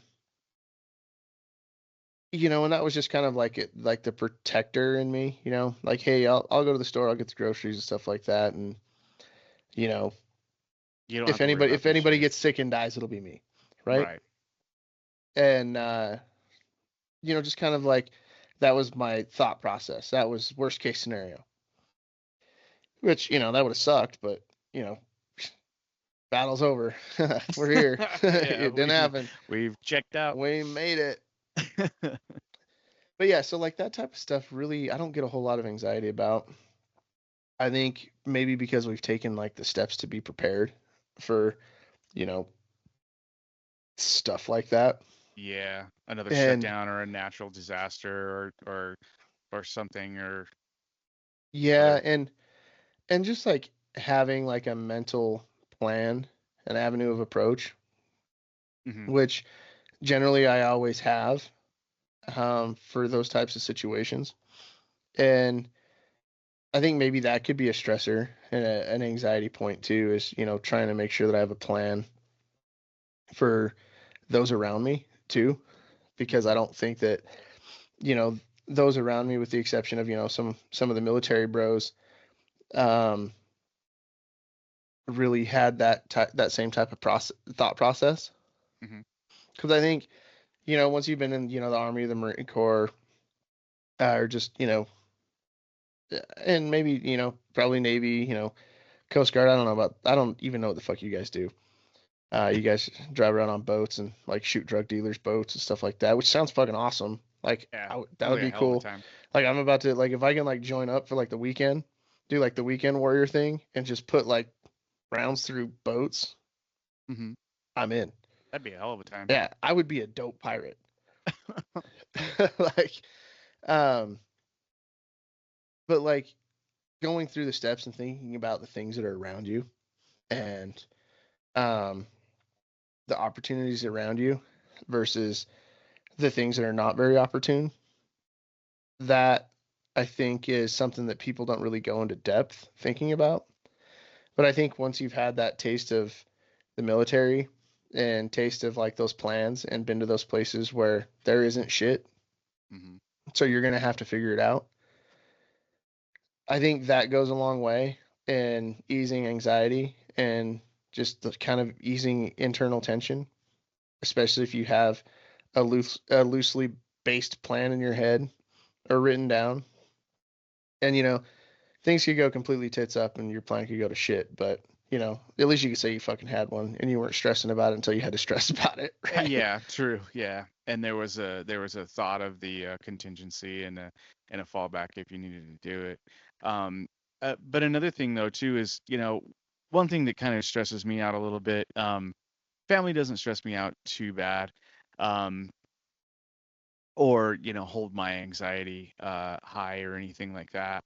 Um, but sometimes I dive deep into the conspiracy shit, and some of it freaks me out a little bit. And there's this guy who keeps popping up on my TikTok, and I don't follow him or anything, but his videos keep popping up, and it's this guy. He's this fucking doomsday guy, and he's talking about China off our fucking coast, and he's talking about Russia with nukes, off our coast and shit like that, and he's always like, "Oh, breaking news," but then you go to the actual news, and the only thing that's breaking really is Biden's fucking hip.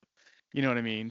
And so, those kind of things, I'm like, is this guy just doing this for effect, or is there something that we're not hearing? Are they kind of blowing smoke so they don't have to fucking tell us what's going on over here? That shit kind of fucks with me a little bit. See, and a lot of that stuff, what's really kind of funny about that stuff, Russia being off the coast in subs and China being in Cuba and everything like that, people don't have any fucking idea that China's been buying up tons and tons of land in the Bahamas for fucking years. Years and years. They've been buying up land outside of American territories in the Bahamas and just outside of Puerto Rico and stuff like that for years and years and years. They've been giving the local population tons and tons of money and taking the land and then just kind of sitting on it or doing whatever the fuck they want with it. Hmm. They've been doing that for years. There's there's not been a time since the Cold War that there hasn't been Russian subs off the coast of the United States, Yeah, east and west. yeah. There's never been a time. There's never been a time where Russian bombers haven't flown into Alaskan airspace. It's just it's always happening. It's just something that they do, right? So when that stuff pops up, or I see that on TV or on social media or whatever the fuck, I'm like, okay, cool. That's that's been happening forever. Well, and I So just like, defer it back to like a out of sight, out of mind kind of thing. Like I don't want to be like the sheep and not be informed, but at the same time, that's kind of what I think. It's like, well, they've been doing it for a long time. This is nothing new. And if they were a real threat, then we'd be getting instruction and shit like that. And until they are, I just kind of have to put it aside like that. Just kind of okay, well, it's an out of sight, out of mind. It's not at my doorstep. you know So it'll fuck with you. what You want some shit that's do really gonna worry you? do I? I don't know. I don't know. Do you? Fuck it. I mean, we're here. Okay. So if there's a nuke attack on us, it'll come from inside the U.S. where they've already built a silo here that's theirs. And if the attack happens there, it'll be something that we've already built that's there. It's not going to be intercontinental ballistic missiles that have 5 minutes to get to their target, or the hypersonic weapons or anything like that that'll get to their targets out of submarines in just a couple of minutes. It'll be shit that's already here. So you think it'll be something that's already here, and then it detonates within the United States, and then the fallout just happens here. It'll just kind of be like a whoop, just right back down. We have nothing to so we have no time to defend it in the air or anything like that. Well, and the only thing is like it's at that point you're worried about mutual destruction, right? Yeah. Fuck it. I mean, it would be the end of the world as me, you know what I mean? And so the only place that would be safe is probably like somewhere in Africa. And that doesn't really even bother me, to be honest with you, bro. Like if there was a nuke attack, it's just fuck it all. You know what I mean? It's just like, I hope we're just incinerated. You know what I mean? We're done. We don't have to deal with the fallout. We don't have to deal with the bullshit. Just get it over with. And I kind of hope I'm in the wheelhouse. So it's just boom, I'm gone. Fuck it. Honestly, I'm more worried about Yellowstone exploding than getting hit by a nuke. Yeah. Because that's just going to be a pain in the dick. Yeah. That's just a pain in the ass. It's a very big inconvenience for me. And most of the people in Montana, Wyoming, and Idaho. That's super inconvenient. Where right? Our business is based, yeah. Yeah, it's, no more mead company. Hey, Mead-heads, meat maidens, Beardos, and everyone in between. The boat here from the Bearded Viking, reminding you that our mead is a new go-to drink for all occasions. Poured out of the fridge, over ice, in a cocktail, in a slushie, or even heated up on a chilly night to warm up. Any way you pour it, you won't be disappointed. With front porch shipping available in over 40 states across the U.S., Bearded Viking Mead Co. gives you the freedom to meet up anywhere, anytime. So snag your bottles at beardedviking.com, gather your crew, pop the cork, pour 'em high, raise your glass, and shock 'em always, gang. Yeah, I think what gives me more anxiety than like nukes in Yellowstone is the food supply and the way they fucking tamper with food and fuck with food. Dude, that gives me more anxiety than anything else, because it's like, what can you fucking eat? Yeah. Well, you don't know, Yeah, we're at the point now where we're like paying extra for pasta that's imported straight from like Italy if we're gonna have pasta. Wow, yeah. Because they can't put the shit in it there. It's illegal. Mm-hmm. Just shit like that. That stuff gives me anxiety. Yeah, that freaks me out a little bit. I mean, because they're just fucking shit up left and right. And like now you can fucking have beef that's from like China or New Zealand, and they can, as long as it's packaged here, it can say USDA whatever. And that's bullshit. That type of stuff gives me more anxiety than fucking going to war or nukes or volcanoes and shit. Well, I think that one of the big fucking epidemics, like health epidemics in the United States, stems from the shitty food that our fucking FDA is approving that we can fucking eat. You know what I mean? Yeah. I mean, let alone the obesity issue, and that's a whole nother fucking. That has to do with a lot of shit that they're putting in the food. Agreed. And like, how can you guarantee that you're going to be able to eat healthy and eat right and do the things you need to do with the fucking shit food that's available to us? You know what I mean? Mm-hmm. I mean, and you can, like you can pay a little extra and have some stuff shipped in, but for the average family of 4 living paycheck to paycheck, it's not an option. It's not a fucking option. Yeah. Yeah. No, you have to just eat what's given to you or what's readily available. Yeah. And, there's some places that are standing up now, especially in Utah and in the West, especially where you can, now they're just like, come buy it straight from us. It's totally grass fed, no antibiotics, shit like that. Straight from the farmer. Yeah, straight from the farmer to the consumer, which that makes way more sense to me. Yeah, me way too. more sense. And, you know, it's a little bit more expensive. Again, not an option for everybody Mhm. because you're going to have to save up quite a bit to go get, you know, half a beef or, you know, whole beef. You know, if you do that, I mean, it'll last you 6 months or so. You know what I mean? If you cut it up right. Well, I mean, if you get a whole beef or half a beef is what we've been getting. We've been splitting with our neighbor. You know, lasts for like a year. Yeah, that's awesome. Then it's time to go back. But this last time it just wasn't really as good as it has been in the past. So I'll probably seek another avenue. But Fair. yeah, that type of shit gives me more anxiety than fucking like full blown nuclear war and shit. Because full blown nuclear war, like, there's not gonna be a whole lot of people left to talk to or Yeah. talk about. Just for the sheer fact that it's once one goes off, it's mutual destruction. You Yeah. know, It's the end of the world. Yeah. yeah, And I think that. Go ahead. it's not Hiroshima and Nagasaki. You know, Yeah. for reference, it's, you know, you can't build a city on it. You know, a Yeah. few years later and be okay. It's, you know, Fukushima and Chernobyl type thing Yeah. It's where it's just dead. Yeah, just dead. Yeah. Yeah, All the plants and animals and everything else. yeah. I mean, it's looking like, you know, we're the ones who killed John Wayne. You know, with all them westerns out there in the fucking desert in Nevada and Utah. Downwinders. Downwinders, yeah.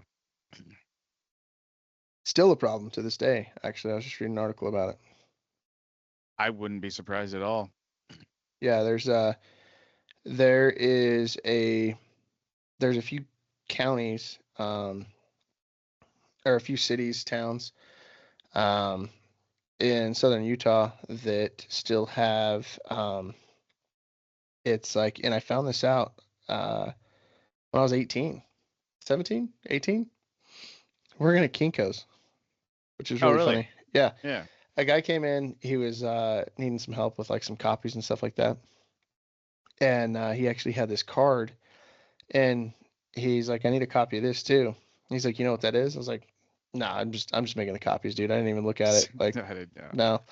no. Um, and it was a unlimited insurance card that had been handed out to people in those cities that he had gotten because the cancer rates and the Oh. the downwinder stuff was so bad. And I think it was down in Iron County or something like that. I don't remember exactly where he said it was.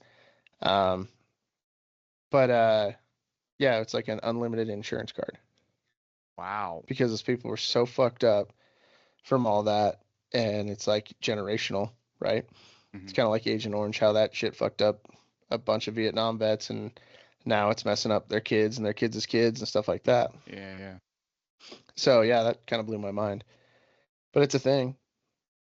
It's definitely out there. It's not advertised. People don't really know about it, but Yeah. it's continuously been a thing.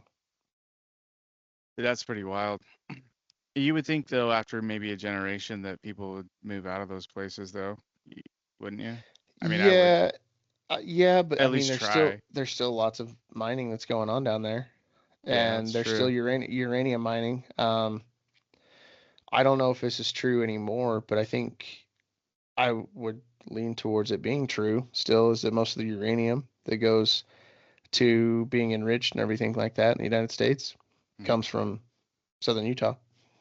Yeah. Um, but yeah, that'll fucking put some lead in your pencil. And like I said, it's generational. So even if you move out, you know, there's no your kids and your kids and your kids' kids Yeah. are probably gonna be a little fucked up. It's passed on and passed on and passed on. Yeah. And now you've got fucking mutants, Mm-hmm. 60 years later. Yeah, Like, it's fun. seriously, you know what I mean? Yeah. Yeah, just Mutate your fucking seriously. cells and you're fucked. Yeah.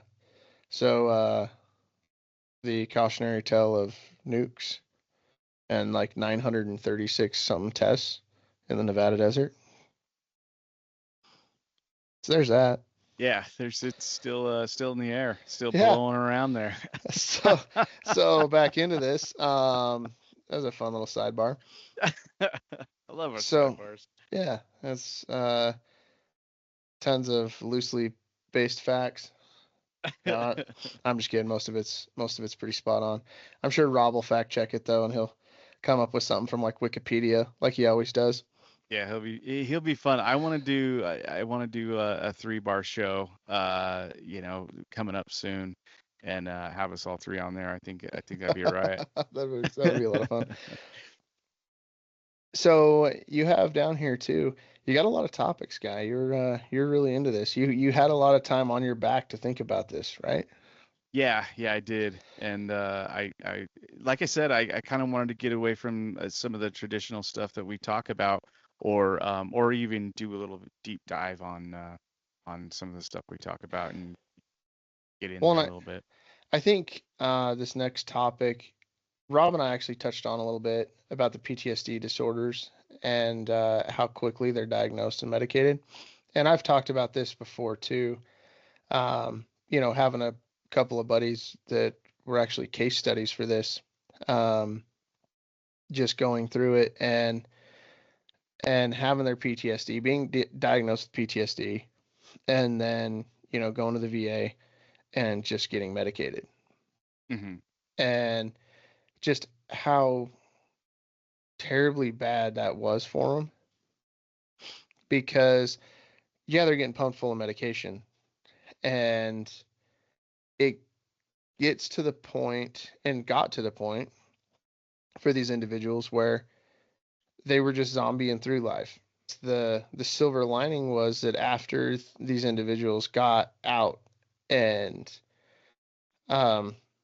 sought help outside of the VA, mm-hmm.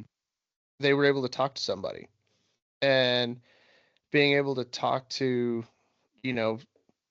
mental health professionals that understand the whole PTSD thing was a big deal for them, and they're off the meds. They got off the meds really quickly. Mm-hmm. And some of the meds are vicious. We talked about, how's your dick? Well, when you're on all that medication, it's not good. Yeah. It's not good. Yeah. It's not good. It's really not showing up. Just kind of like you. You're not showing up. You're there, but you're not showing up. Just not all there.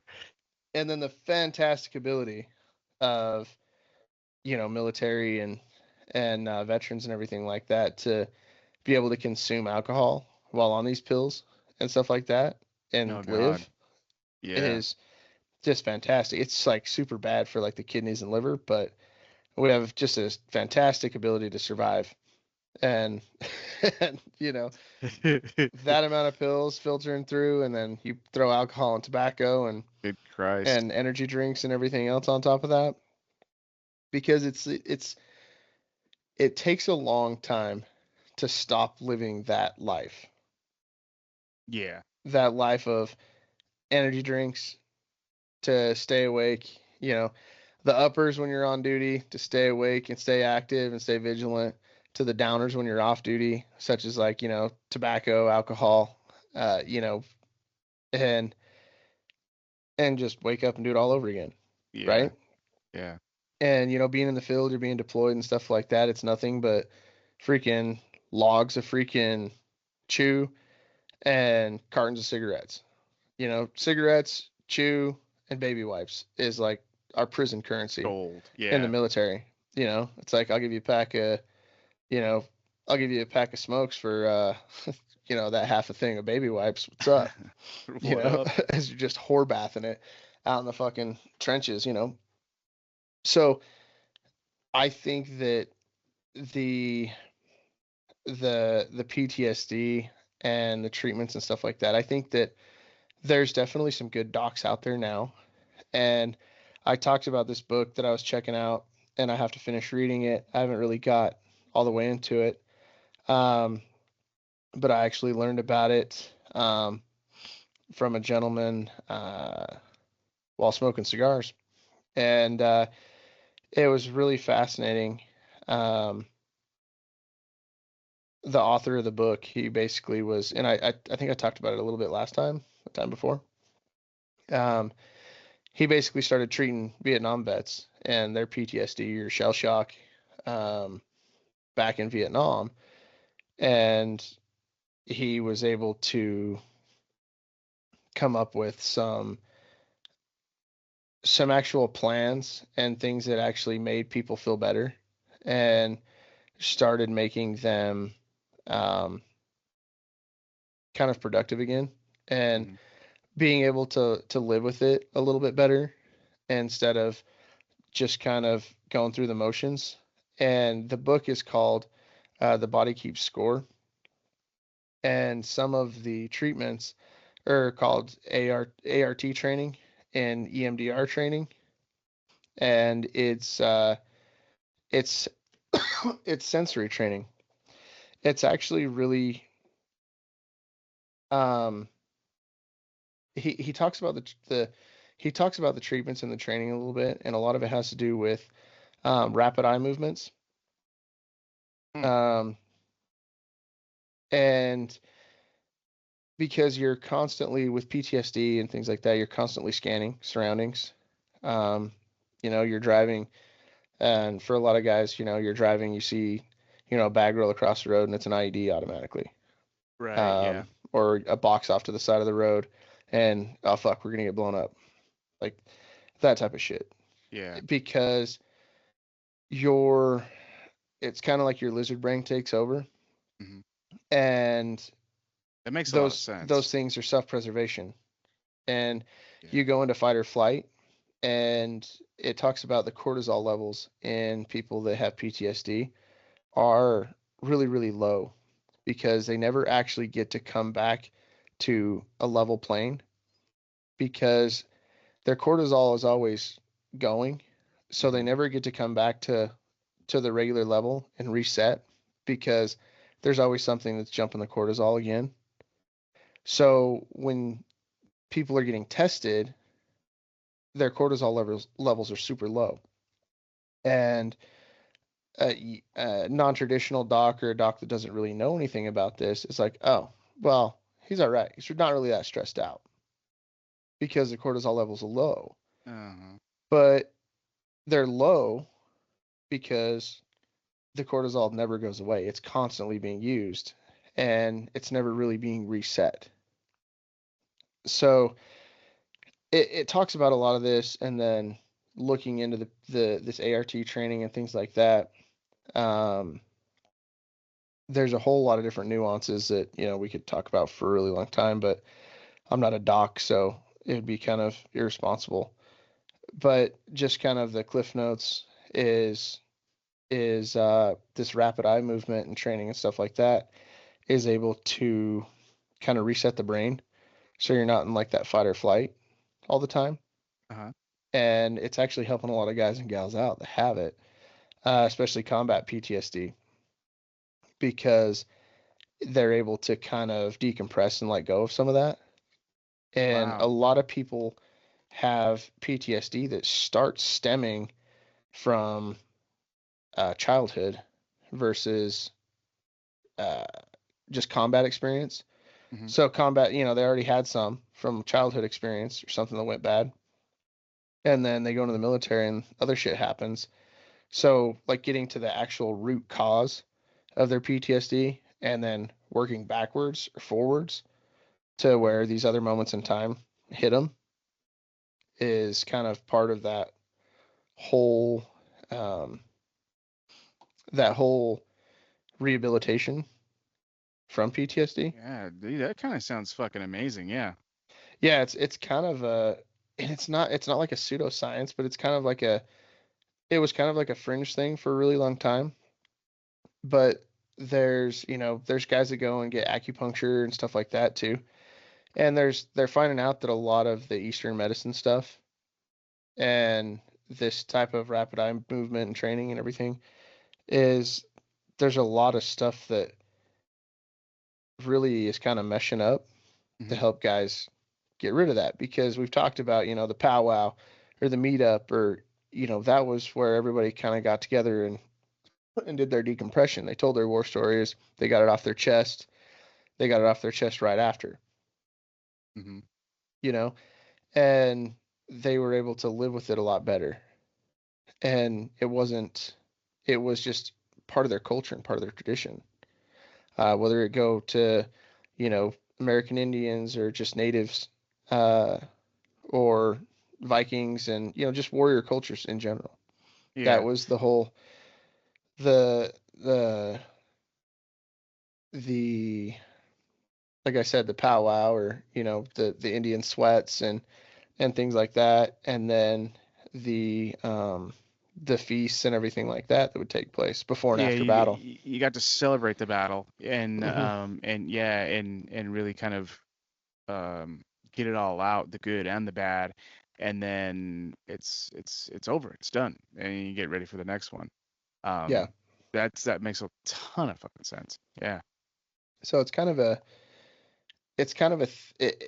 a thing that we don't do as much now, if at all. Oh. I think we're trying to incorporate that into our culture, saying let's have a meetup Mm-hmm. and getting people in the same room, getting people that may not normally talk or have much interaction, but you actually do have a lot of stuff in common with them. Yeah, most So, definitely.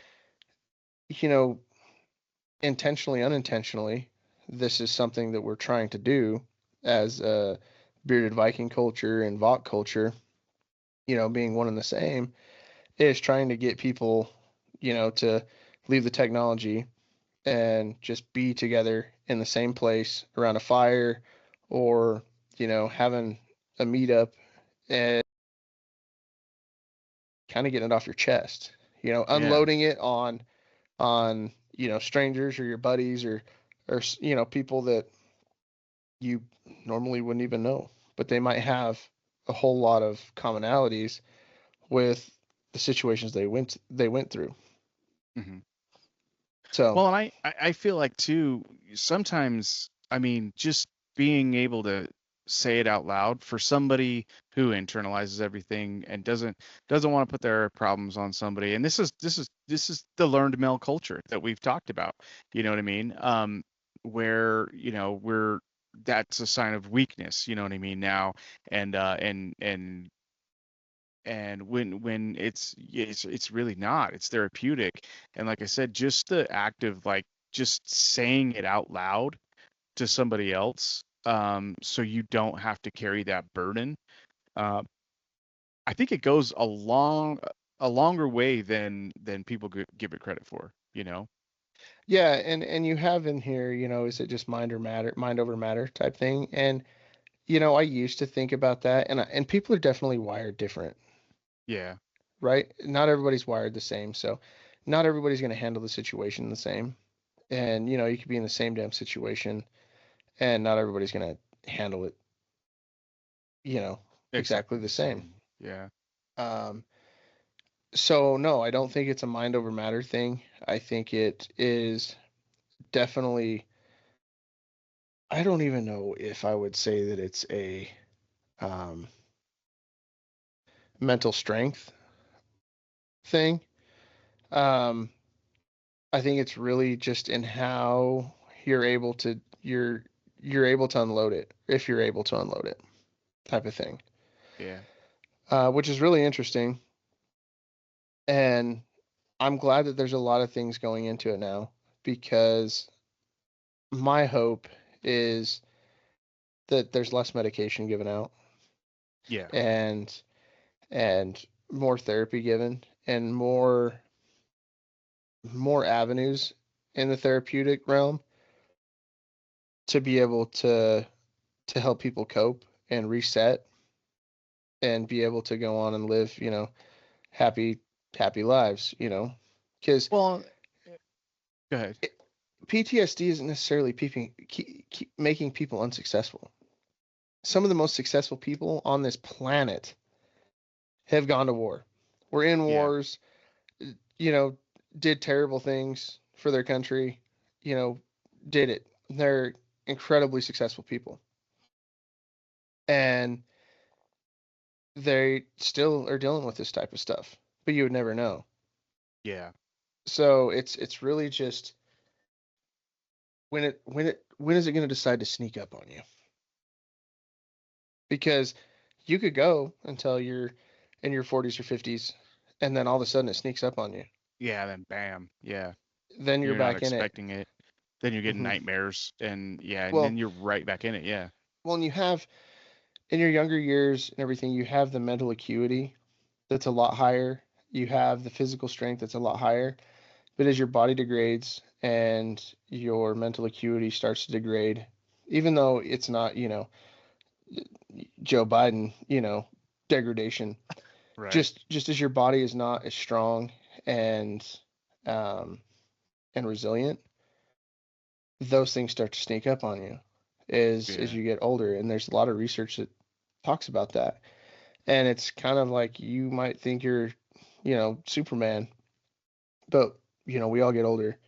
And if that shit sneaks up on you and you haven't dealt with it, is the potential for really bad things to happen um, with your physical health based off of your mental health is really, really high. Yeah. Well, and at the same time, your body's, kind of degrading. Your mind is too. You know what I mean? Especially like if you're retired and you're doing the same things over and over again, and it's the banal minutia. You're just kind of like, and then you start feeling like you're going through the motions, and then maybe some deaths happen or something like that of your elders or something like that. Then the mind starts to go, and I think that that's a perfect time for it to just snap on you.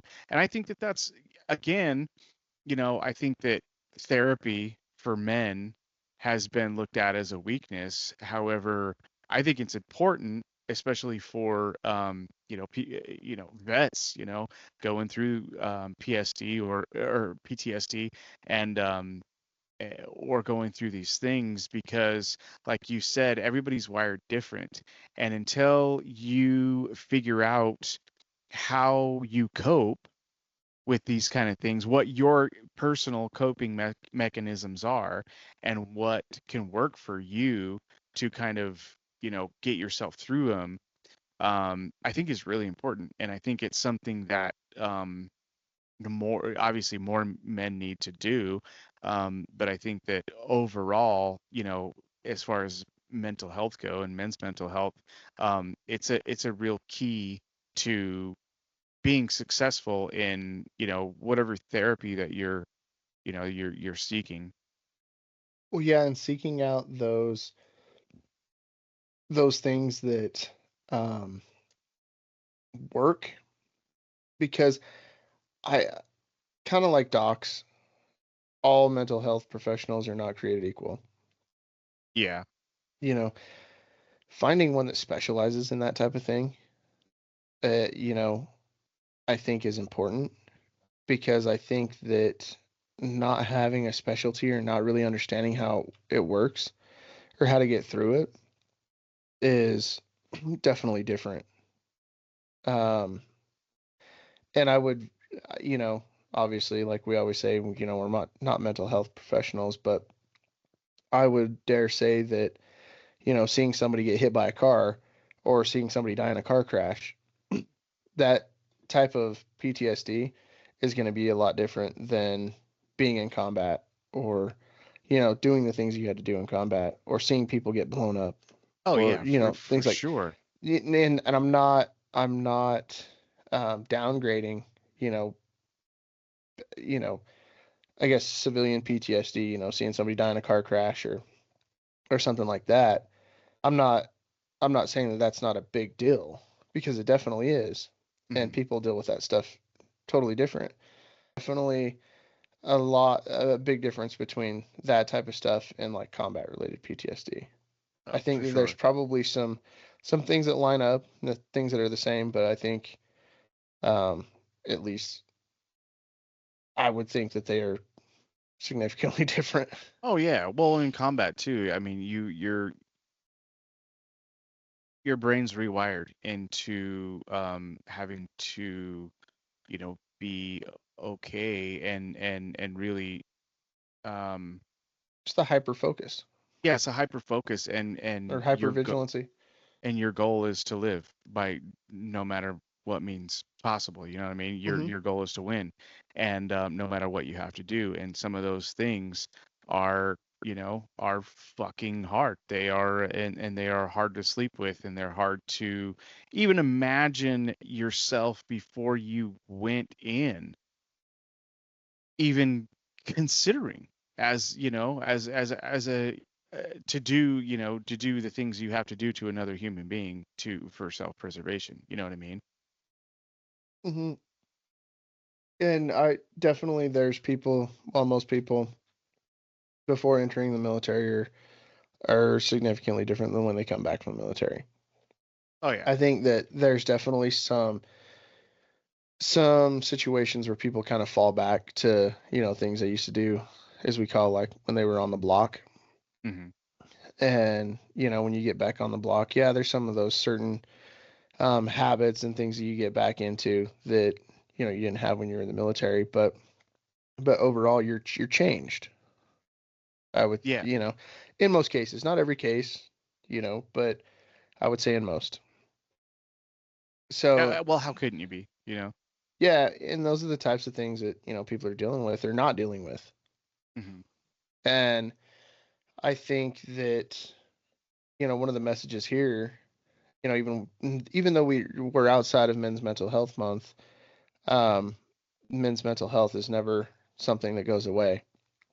You know, we might only be half recognized for a month, and you know, and everything.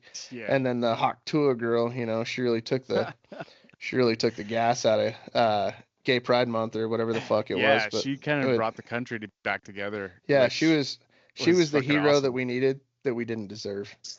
You know, You're not you wrong. know. You're not wrong. Yeah, she deserves a bigger pat on the back for Yeah, that. she should definitely get some kind of medal. She needs Pookie back or whatever. But it, definitely, if you're going through one of those situations, take a look at some of those different therapies, and you know, get together with a mental health professional that is versed in those types of in those types of treatments, not just drugging you up and zombieing through everything.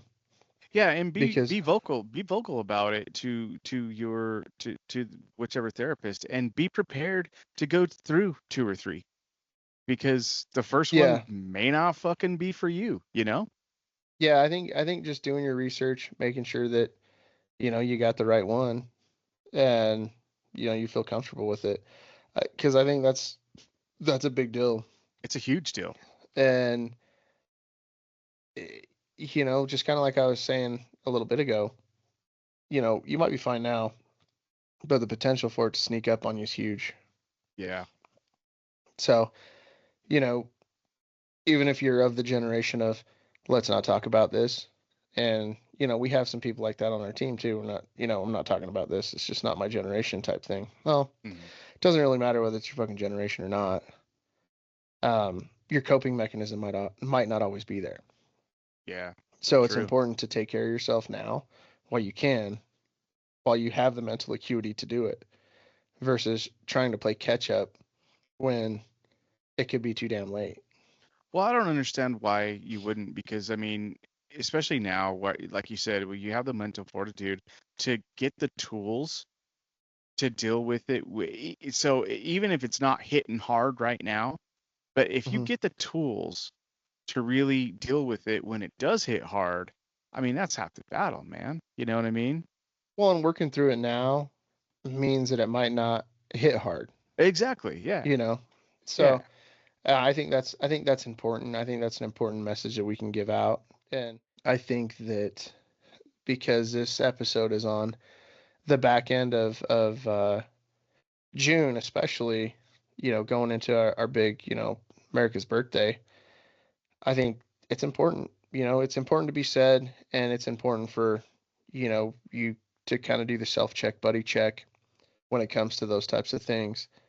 Um, and just like I always said, and like I put in the newsletter, sometimes you're the only one that recognizes the signs Yeah. from somebody that somebody else is putting out.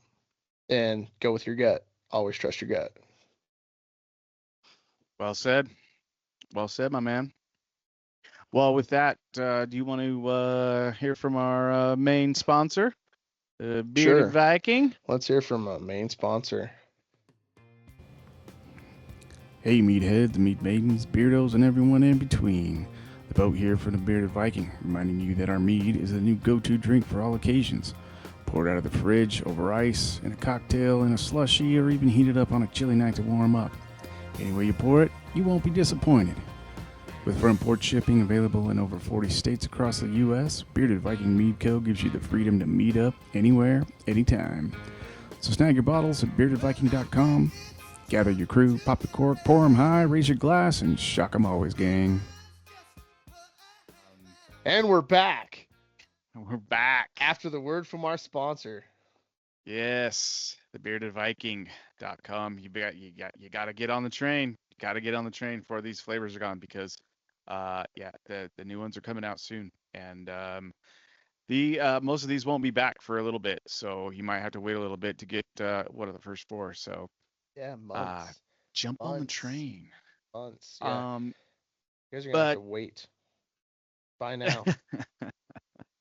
yeah, Tell bye your wife, now. Tell your wife sorry.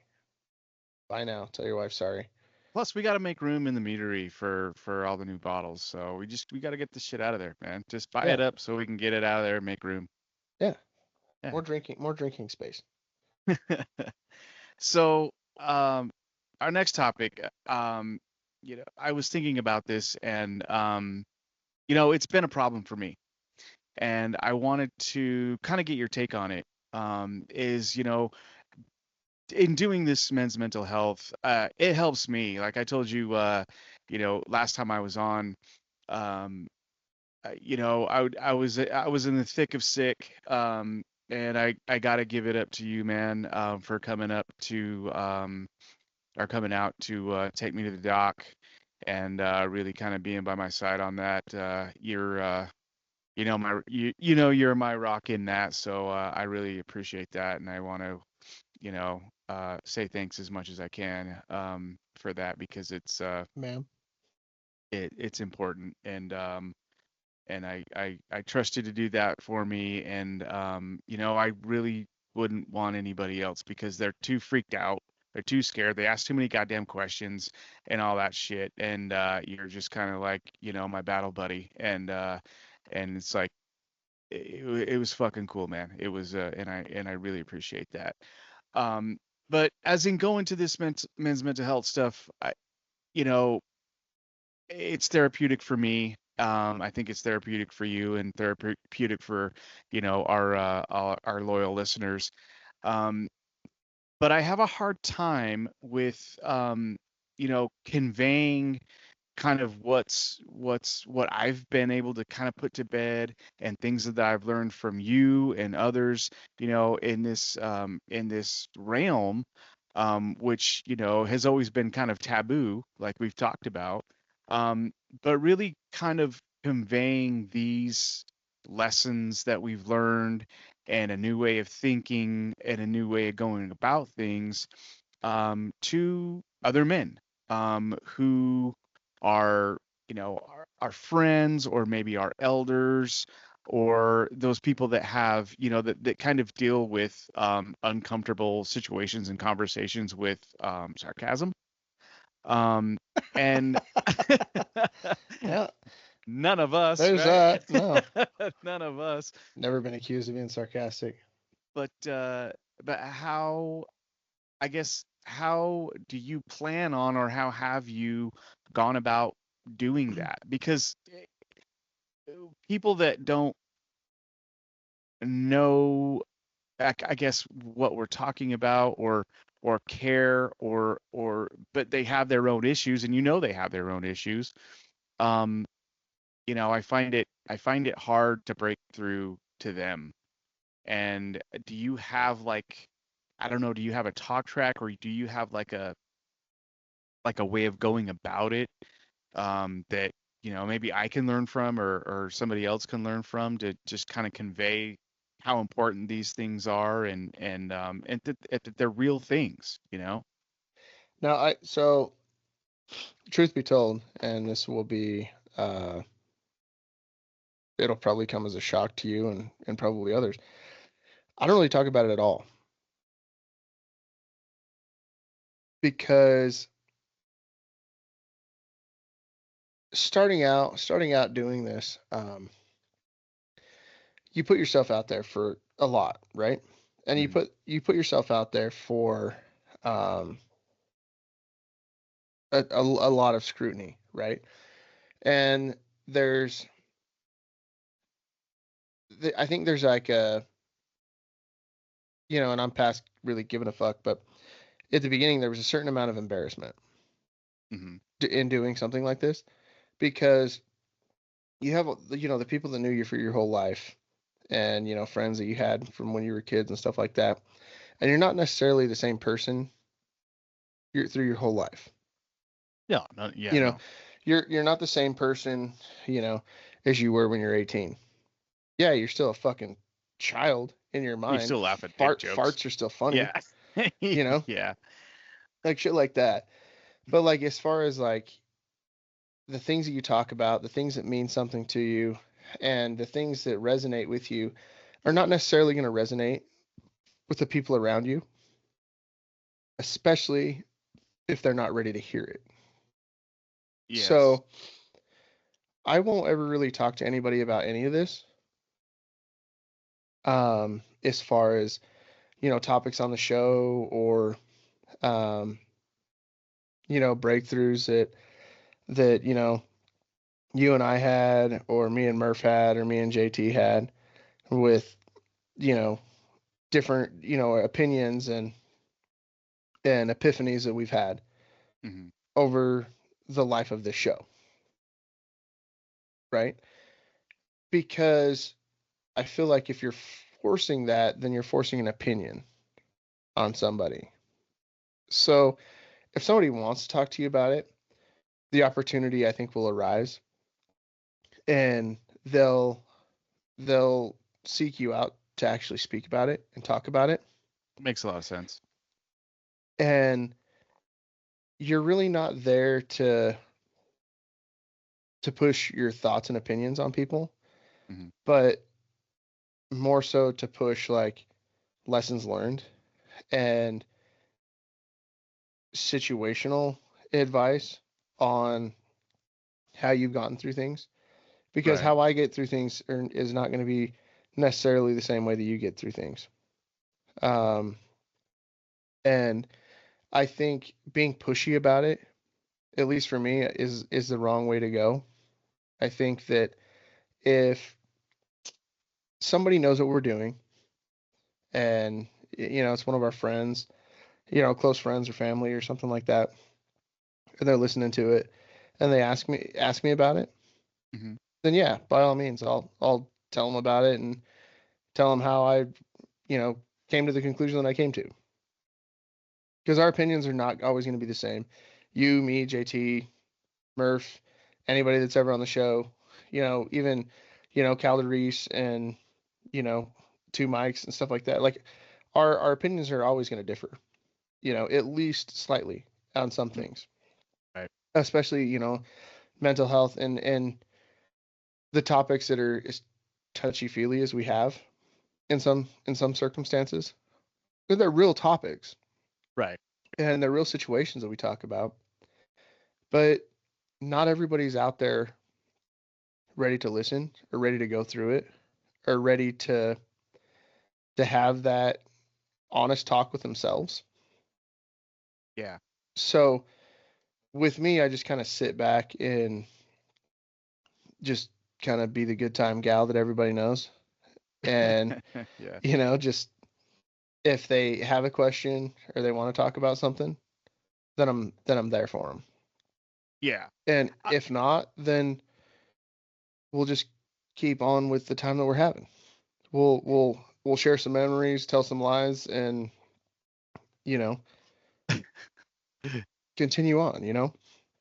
Yeah, and I think you're right, and I didn't want to come off like like I want to push my opinions or my epiphanies on anybody, and I think you're right in the fact that all of our friends and family know we do this, and they have a choice to listen or not.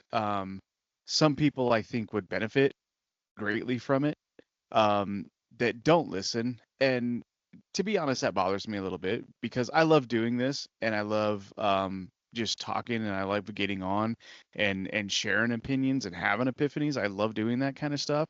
And this is a great, opportunity to do that and format to do that in. So that bothers me a little bit. However, like you said, if they're not ready to listen to it, if they're not ready to have that honest conversation with themselves, then it's not going to get through. Well, and it's not going to land. Podcasts aren't for everybody, right? True. Yeah. I mean, you might rather just listen to fucking classic rock all day while you're driving around in your truck or while you're working your loader or, doing whatever job you're doing your construction or sitting here in front of a computer typing away. Mm-hmm. It's just, it's not for everybody. I think that I get your frustration where, everybody we know isn't jumping on the podcast bandwagon. Yeah. But, most of the people we know hear from us and they're like, oh, okay, whatever. But might not necessarily know the opinions or the thoughts and ideas that we have on the different situations. So until they dive in and want to listen and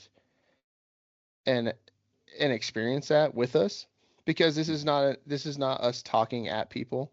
It's more talking with people. True. And Rumble, we've been saying it, we're gonna do it now that you're healthy and everything. You're the driving force behind the production of this. You're the producer of this. I'm just the dumbass that gets up here and hosts it now. You know what I mean? Yeah. And steers the conversation. And we come up with some cool stories. We take some sidebars, shoot down some funky roads, and we have a good time with it. But I don't necessarily think that people know what we're doing and what we're getting into. So I don't necessarily take offense to people that are our friends and family and stuff like that are not jumping on board, just ready to listen to us and go gung ho and listen to us bullshit, because they might think that, it's just us bullshitting. Yeah. And they could call us up and talk to us for half an hour and get all the bullshit that they want out of their system and be like, all right, I've had enough of that fucking guy. Not necessarily like, you know what, I'm going to, dial this freaking podcast up and listen to these dumbasses for 3 hours. I can't wait to listen to this guy talk again. Can't wait. Yeah, exactly. So I don't really take offense to it. In some circumstances, it bums me out that that support isn't always there. Yeah. But that's just kind of the nature of the beast, and it's a give and take too, right? So are we supporting them as much as they need the support? Are they doing stuff that we could be supporting them so we could get a little yin and yang with support on everything that they're doing? Yeah, that'd be cool. It's impossible. Yeah. It's impossible for us to go down our friends list and support everybody every single day with every single thing they're doing and every post that they're doing and go through all the shit that they're going through and still be able to do this effectively and do our jobs effectively. Because it'd be a full-time job trying to keep up with just like 3 or 4 of the motherfuckers I know. It really would, yeah. And I'm not saying that I'm not there for them. And I'm not saying that they couldn't call me and I wouldn't be there and that I'd be there at a drop of the hat for them. Right. But it's just, everybody's got shit going on, right? And if they want to listen to our message, they can listen to our message. If the effectiveness and, the kind of breakout will happen when it needs to happen, and when people need to hear it, they'll hear it. Or even if they just going through looking at topics one day, click on one, they're like, oh, that's kind of cool. Yeah. I want to talk about it. These guys resonate with me. Yeah. Yeah. That's fucking great. If it's total strangers, all in the same. Yeah. People that have never met us a day in their lives, but they feel like they're here in the conversation with us and they're talking to their radio back at us. And then we get a comment here and there. I think that's fucking cool. Text message. Yeah. I think it's cool that's pretty neat.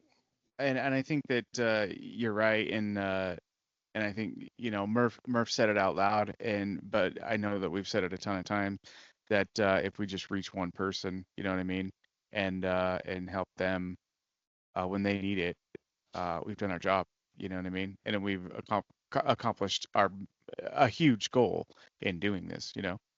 Yeah, and I think I've said it to you before. I don't know if I've said it on the podcast, but generally my core, the core people that I talk to, my friends and stuff like that.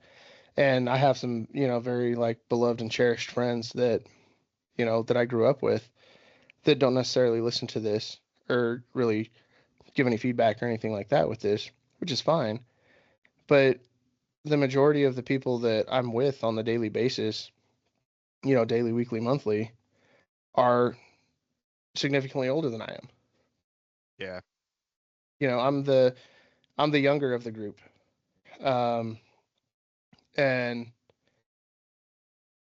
I don't necessarily think that means that I have, less wisdom to share or that I've been through less shit, but I'm not going to seek out somebody that's, 10 years my elder and try and work out their problems if they're not like, hey, like, what do you think about this?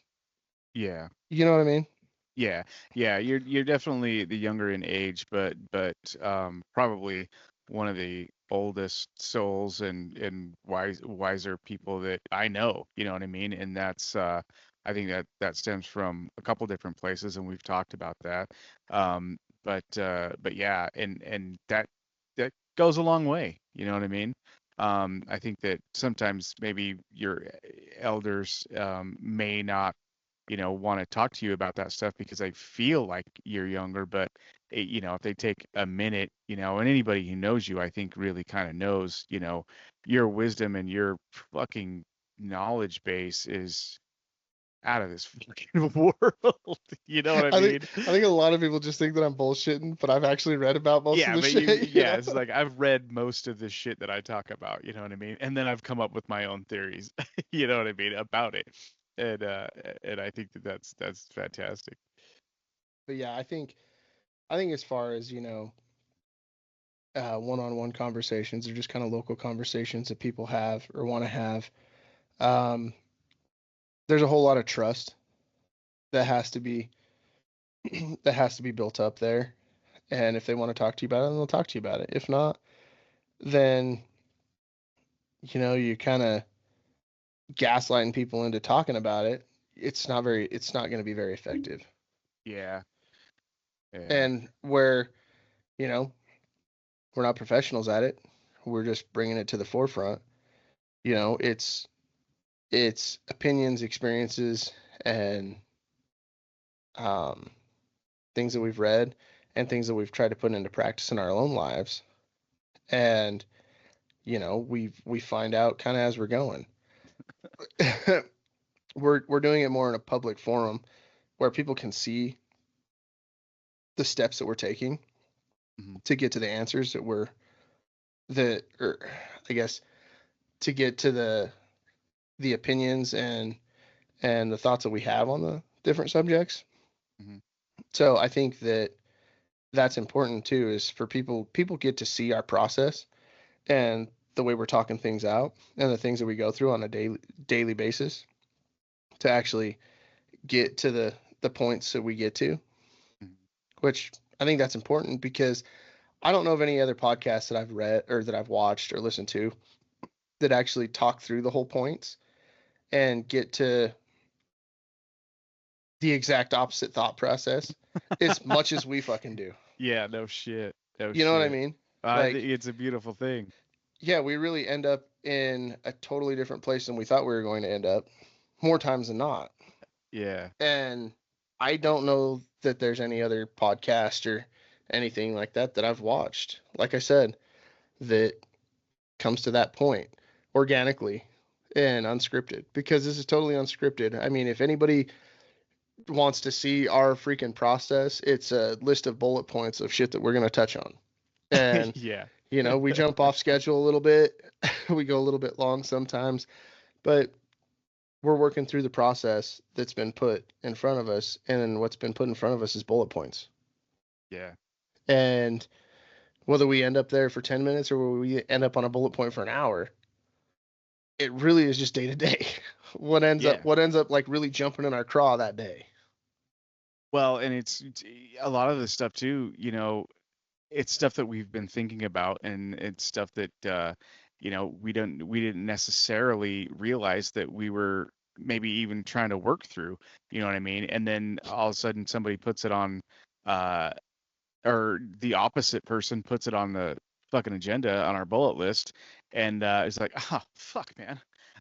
You've said that a million times, like, dude, I was just thinking about this, you know what I mean? And then it's a perfect like segue into just getting in there, getting dirty, and working it out.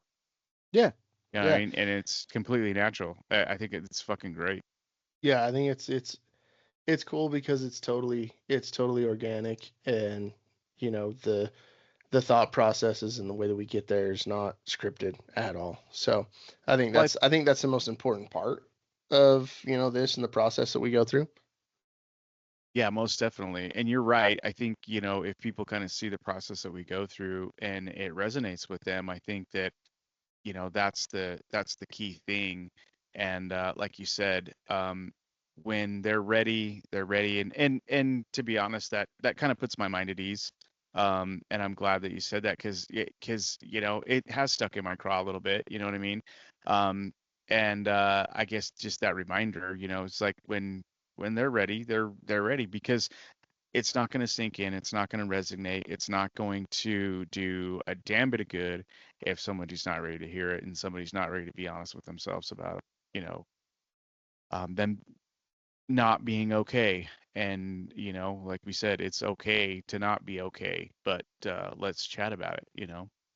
Yeah, well, and it's like we're not we do a lot of fun stuff on social media, and this is the real stuff that people are going through and talking about within our crew, each other and stuff like that. Like I could hire somebody to run my social media.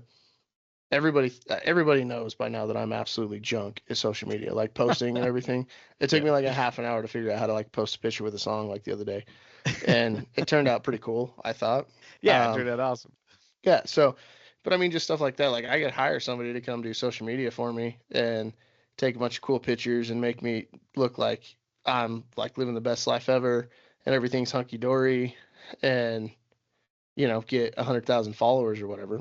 I just, but that's not real. Right, And everything exactly. about what we're doing is very real. And I mean, I bet you, if I'll check right now. I bet you I'm still at like 200 people that follow. I don't even, where the fuck is it? Yeah. Let's see. How do I get to me? Oh yeah. See, I went down in people following me. Uh, by like 25. I'm at like 184 people that are following. I was at 200 for a minute. I think we smashed a bunch of the bots, and so now it's just it's just real me.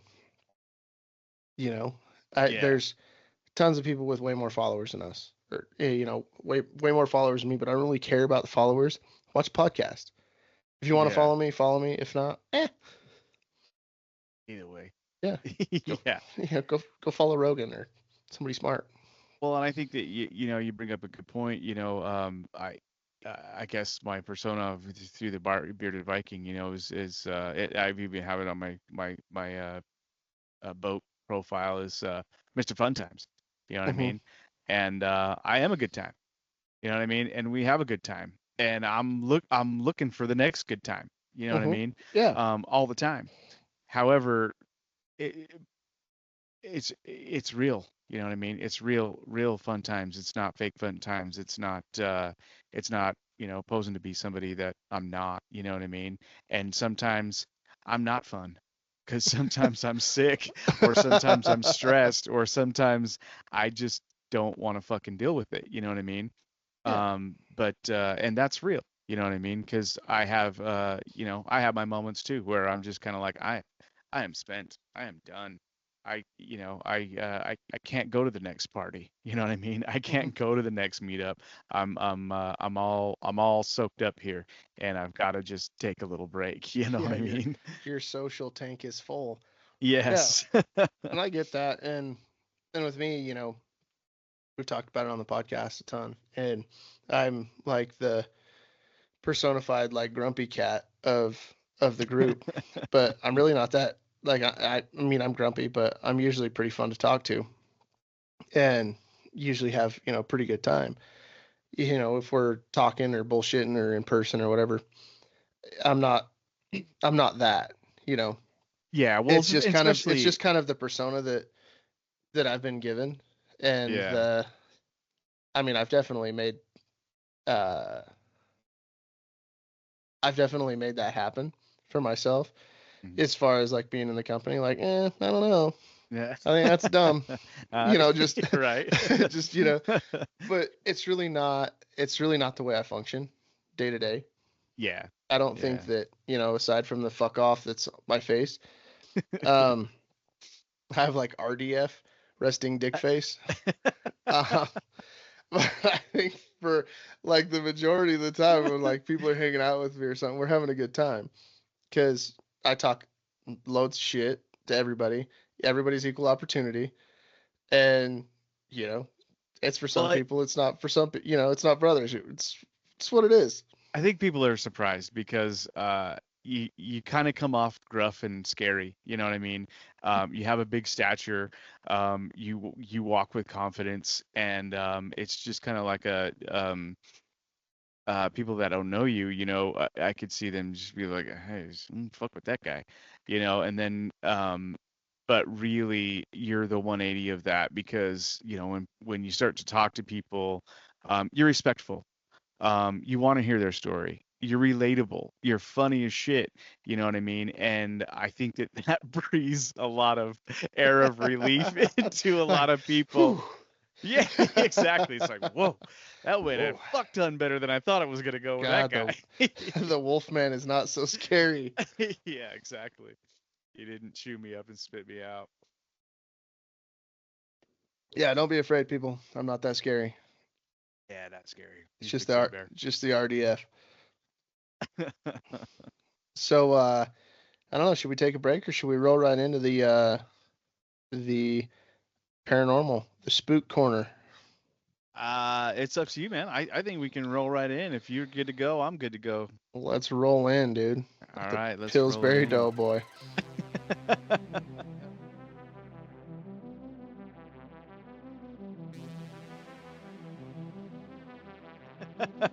How fucking scary those things are to open sometimes. I fucking hate those Swear to God, things. they never go off. I think like I have 2 jobs in this house, and it's like open those canisters and kill spiders, and I fucking hate bugs. Hate them. That's weird to me, man. I'm not. I'm a bug killer, man. I've never really been afraid of them unless they're like, oh, like on you or about to get on you, or they take you by surprise. That freaks me out a little bit. But as far as like just killing a spider or like, I don't know, man. It doesn't bother me. Dude, if I don't have shoes on, I'm out of the battle. Like that's it. Just fucking. Like, oh my God. Yeah, I'm hiding. Like, 'cause it could get on my foot, and then That's funny. the battle's over for me. You know what freaked me out is we were in the Blue House and for a minute there I thought we had spooks. I thought we had spooks because I was hearing shit. Like I'd be in bed and then it was worse when the girls weren't there. You know what I mean? They'd go with their mom on the weekend, and I'd be the only one there, and I'd be half fucking drunk. You know what I mean? Either trying to like passing out on the couch or like I'd be in bed and I hear shit in the kitchen. And I was like, fuck, man. Son of a bitch. And I already had gone in there and saged the place like 3 times, you know what I mean? You had raccoons, huh? No, there was mice, dude. I mean, there's a mice population in RP, especially in those older houses. It's not like I didn't fucking keep it clean. I kept that fucking house clean as shit. but there was mice, and I think they were coming from the neighbors behind me because they had one of those shit yards where they never fucking cut the grass, they never trimmed the trees. It was just fucking terrible, and all the shit would just fall into my yard, you know. And I think that's kind of where they came from. But yeah, dude, I'd hear shit in the fucking cupboards and scratching around and all this kind of, and I was freaked out, man. I thought there was like legit spooks in there. Oh, it was fucking terrible, dude. And I've lived in fucking haunted houses before, and it fucking sucks. And like, and so finally, I figured out that it was mice, and those fuckers freaked me out. Like, I didn't like that because like and it happened one night. I was in my room, which was upstairs. I come down for like a drink of water or something like that. And one of these motherfuckers just scurries across the kitchen floor. And dude, I was like that, you know. You're barefoot, huh? Yeah, I was scary when you're barefoot. Can't be barefoot. I was like the ladies in those old cartoons, you know what I mean? I'm picking my fucking skirt up and up. Yeah, jumping on the chair. Yeah, jumping on. Yelling for help. Like, oh my god, dude, that freaked me the fuck out. But yeah, I took care of those fuckers pretty quick, but yeah, fucking that's a great segue into into spooky shit. Yeah, spooky shit and conspiracies and stuff. Yeah. Yeah. So you wanted to? So I like this video game Horrors Come to Life. I gotta hear about this. What is this? So I listen to a lot of podcasts. I listen to a lot of spooky shit. And there was these things where people had experiences where they're playing a scary game and stuff like that, and then stuff started happening in their real life that was kind of starting to emulate the game and the scary shit that was going on, bringing it to life in these people's, daily lives. And I've heard about it before, and and I try to do a ton of research on it, but there's not a ton out there. But I did a little deep dive on good old Reddit, and yeah, Reddit's last fucking stop before scary. the black web or the dark web. Yeah, exactly. And I found a couple of these stories, and they were pretty crazy. And I was kind of hoping that there would be more. I mean, it's as shitty as that sounds. Just to fuck with those gamers. Yeah, and I don't want like anything bad to happen to anybody. But at the same time, I love hearing stories like that. And I've kind of heard like not fairy tales, but made up stories like that. But not a ton out there that have been real. And that kind of shit intrigues me, you know what I mean? Because I'm not a gamer, but I know that some of those games get pretty fucking freaky. Yeah, some of those games are dark. Yeah. I had there was 2 games that we used to play. One was called Fear, and it was Xbox 360, and it was weird because you'd be like walking through like a part of the game, like you were a detective or something. I don't even remember. It's from a long time ago. Mm-hmm. Like I never had an Xbox 360 or anything like that until I got into the Marine Corps. Oh, okay. So this was when you were in the Corps. Yeah. So we were so fucking bored and so fucking broke. We didn't have any money to go out and do anything. So me and my buddy, while we were in school, so outside of boot camp, outside of combat school, we were in our job school.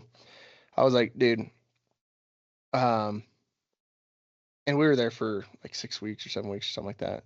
I was like, I'll buy a 360. I was like, if you pay half, and then on my next paycheck, I'll give you the rest of the money, and like we'll just play video games and save what little fucking money we don't have. We'll just order like chicken wings and go to the chow hall and shit like that, Right. Because we weren't allowed off base because like the class ahead of us fucked it up. So we got this game. It was called Fear, and you were like a detective or whatever, and you're like going through, and like all of a sudden the walls would start melting and shit, and like the floor would become blood, and Yeah. like you're like swimming through it, and then like you see like flashes of like this little girl and shit that's like, and you're like, ah, fuck. So you get like 4 grown ass men that were Marines just fucking like, oh shit, you know, They're all just playing sitting this next fucking, to each other on a yeah, bed. exactly, in front of this fucking TV that's like this big, right? It was like a computer monitor, and we're all freaking the fuck out, you know, playing this game, and it was scary as shit. And they came out with like 2 or 3 of them, and I was like, okay, I'm buying all of them. Like when I got to the fleet and had a little bit more money, and same thing, be playing it and fucking, and Blanca, my roommate in Oki, he could tell you the same thing. We're like, fuck this game, we're shutting this shit off. This is fucking scary. And there was another one called it was called like Spaced or something crazy. And you're dealing with like spooky stuff and like paranormal shit and aliens at the same time. Oh, fuck that. I still have these games, right? And I'm just like, fuck, dude. Same thing. There was like 3 of them. We played all of them. Freaked each other out. And you know, it was just fun because you're just scared as shit. A bunch of fucking grown ass Marines and shit, throwing grenades and playing this stupid game. And they got pretty fucking scary. And you know, and then Call of Duty came out, and that pretty much took up the rest of our time. But yeah, no, there's definitely some scary games out there, and I could see, you know, we've talked about like energy and stuff like that. I could see people playing these games and manifesting shit Yeah. in Those real are the life. kind of stories that I was searching for, and I couldn't find a ton, like you said, like the little girl like manifesting a fucking, like a demon or a spirit or some shit like that Yeah, and these attaches games, itself to you. I'll have to figure out. I'll have to go through my video game case and find the fucking. I know the one is named Fear, and that shit. Like, if you want to get freaked out, play that shit. Even with its weak ass graphics from like 2010 or 9 or whatever the fuck. 2007, 8, 2008. It's fucking scary. It'd still scare the shit out of you. Like if we like sat down here in the basement, be playing that all night, freaked Yeah, out. with the lights off and shit, freaking Oh, each dude, other and that's out. what we do too. And but I could see like people manifesting this shit, especially Mhm. with some of the games that they have out now, Oh God, I couldn't especially even for imagine like with the computers. graphics. Yeah, Oh yeah, these guys have like these graphic cards that are like this big, you know, playing these yeah, video games, and they're super high speed and all these graphics and everything coming at you. Fuck, dude. I could see people getting freaked out and yeah. like manifesting this shit because they go to bed thinking about it, you know, and they're just thinking about the next time they get on the game and the things that they went through on the game. I could see people getting freaked out, manifesting shit, and then all of a sudden things start happening to them. Well, what was that one with the crying girl? Like Left 4 Dead. Yeah, Left 4 Dead. Yeah, that one. I played that one with the big dog a few times, and I swear to God, dude, like there was times where, again, like we'd go to we'd be playing like Madden or something like that, or because I again, I'm not a big time gamer. I never have been. I enjoy the few that I played. We played golf a lot, you know what I mean, on the video games, and that was fun. But he would game, like, he'd sit down by himself for like 3 or 4 hours and just game, and I'd be out doing something else or whatever, playing my guitar or whatever. Um, but there would be a few times, where we'd burn one and sit down and fucking game for a little while. And yeah, I played that with him a couple times, and I swear to God, dude, every time I played that fucking game, I'd go to bed and then I'd hear that fucking whine of that girl or the whatever it Whatever the was. fuck it was. Yeah, I swear I would hear it in the distance, and I'm like, no, it's just the fucking cats there, because there were some stray cats that used to hang around behind the our neighbor's house. where we used to live, and those fuckers would meow, and then when they got in heat, they were a fucking nightmare. But anyway, I was like, nah, it's just the cats. But it wasn't a fucking meow. You know what I mean? It Right. was that or whatever the fuck it was, and that shit, that shit just made my nipples hard right now. But that shit freaked me out, man. And like I said, I only played it a couple times because I'm like, nah, fuck that shit. I don't want to have I that don't shit want to hear it. manifest into reality. Yeah.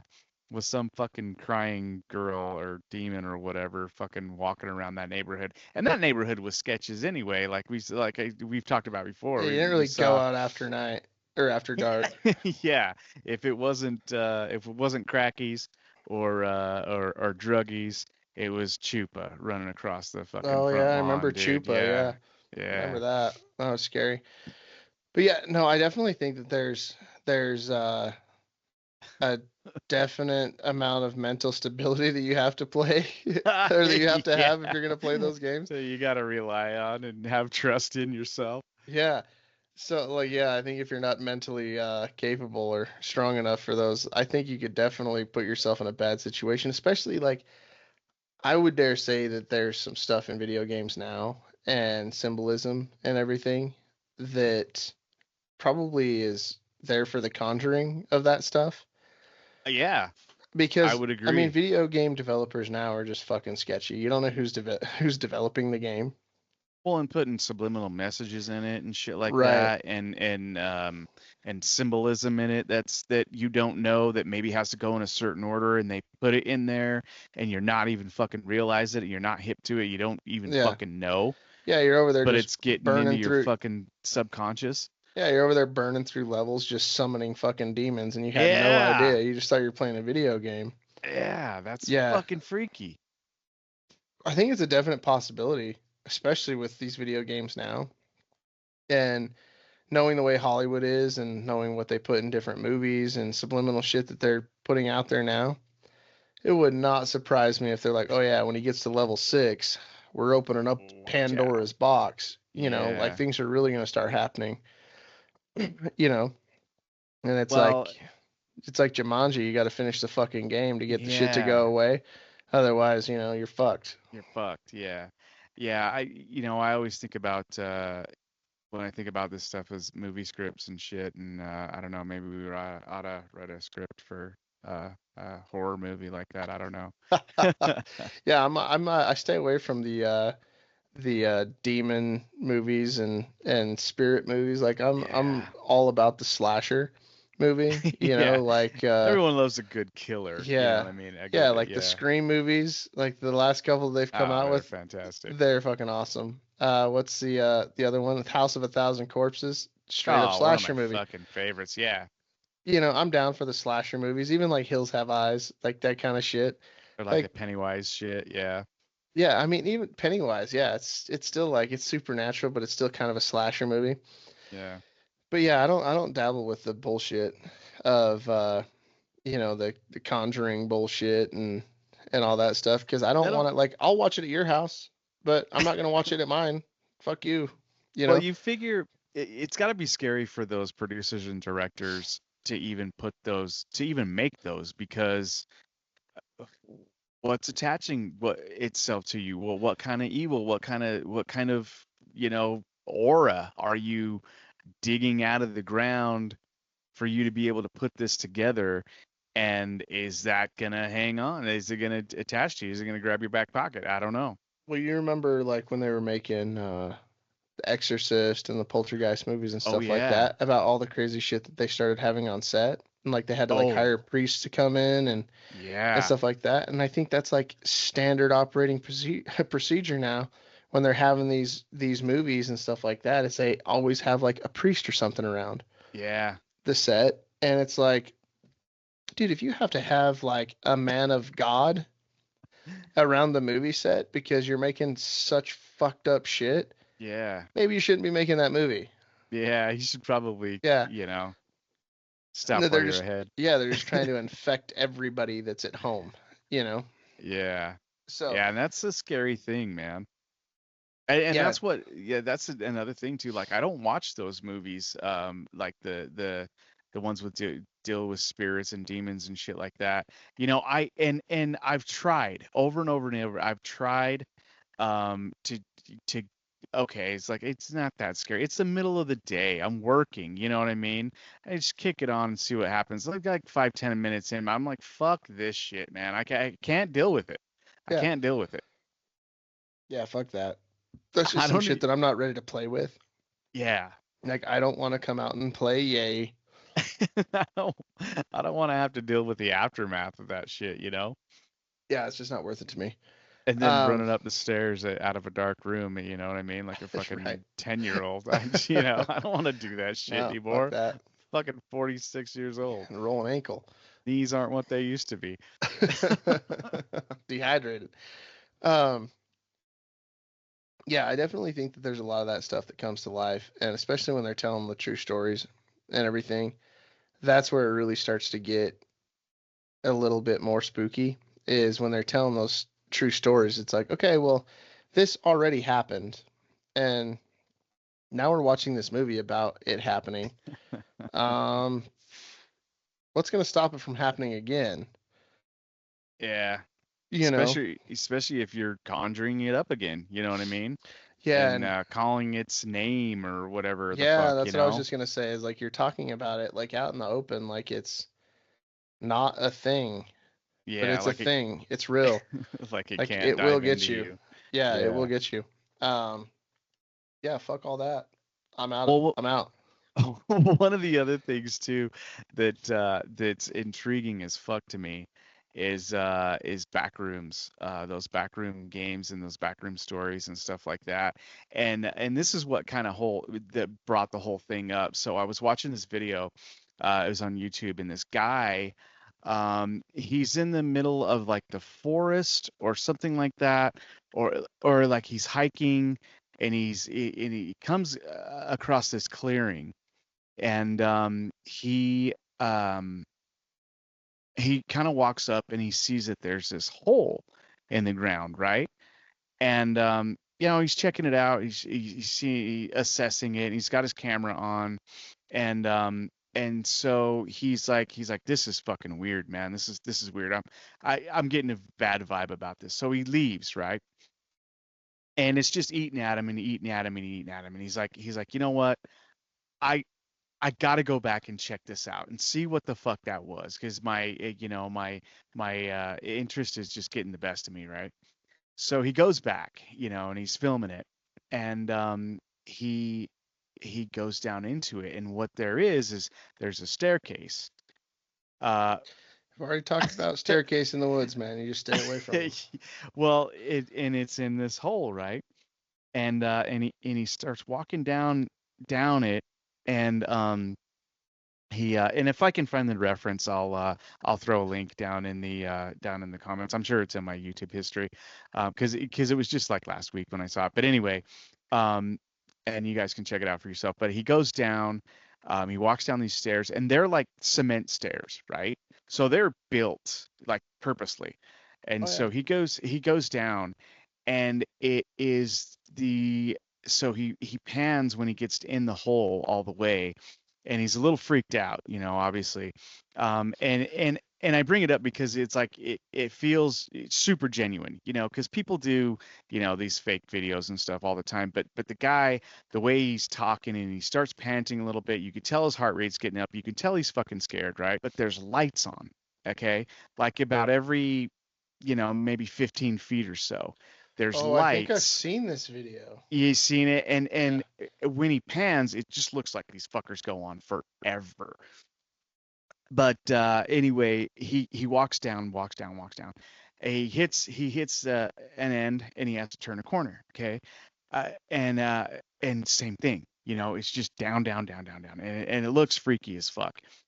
So he goes down, and then he's walking down like a long way, you know what I mean? And he looks back up a couple times, and he's like, fuck, man, I'm gonna have to walk all the way up these fucking stairs again, And so anyway, he finally comes to the bottom, and there's a door, and he kind of goes through it, and then there's like and it's an entry to like the basement floor of a mall.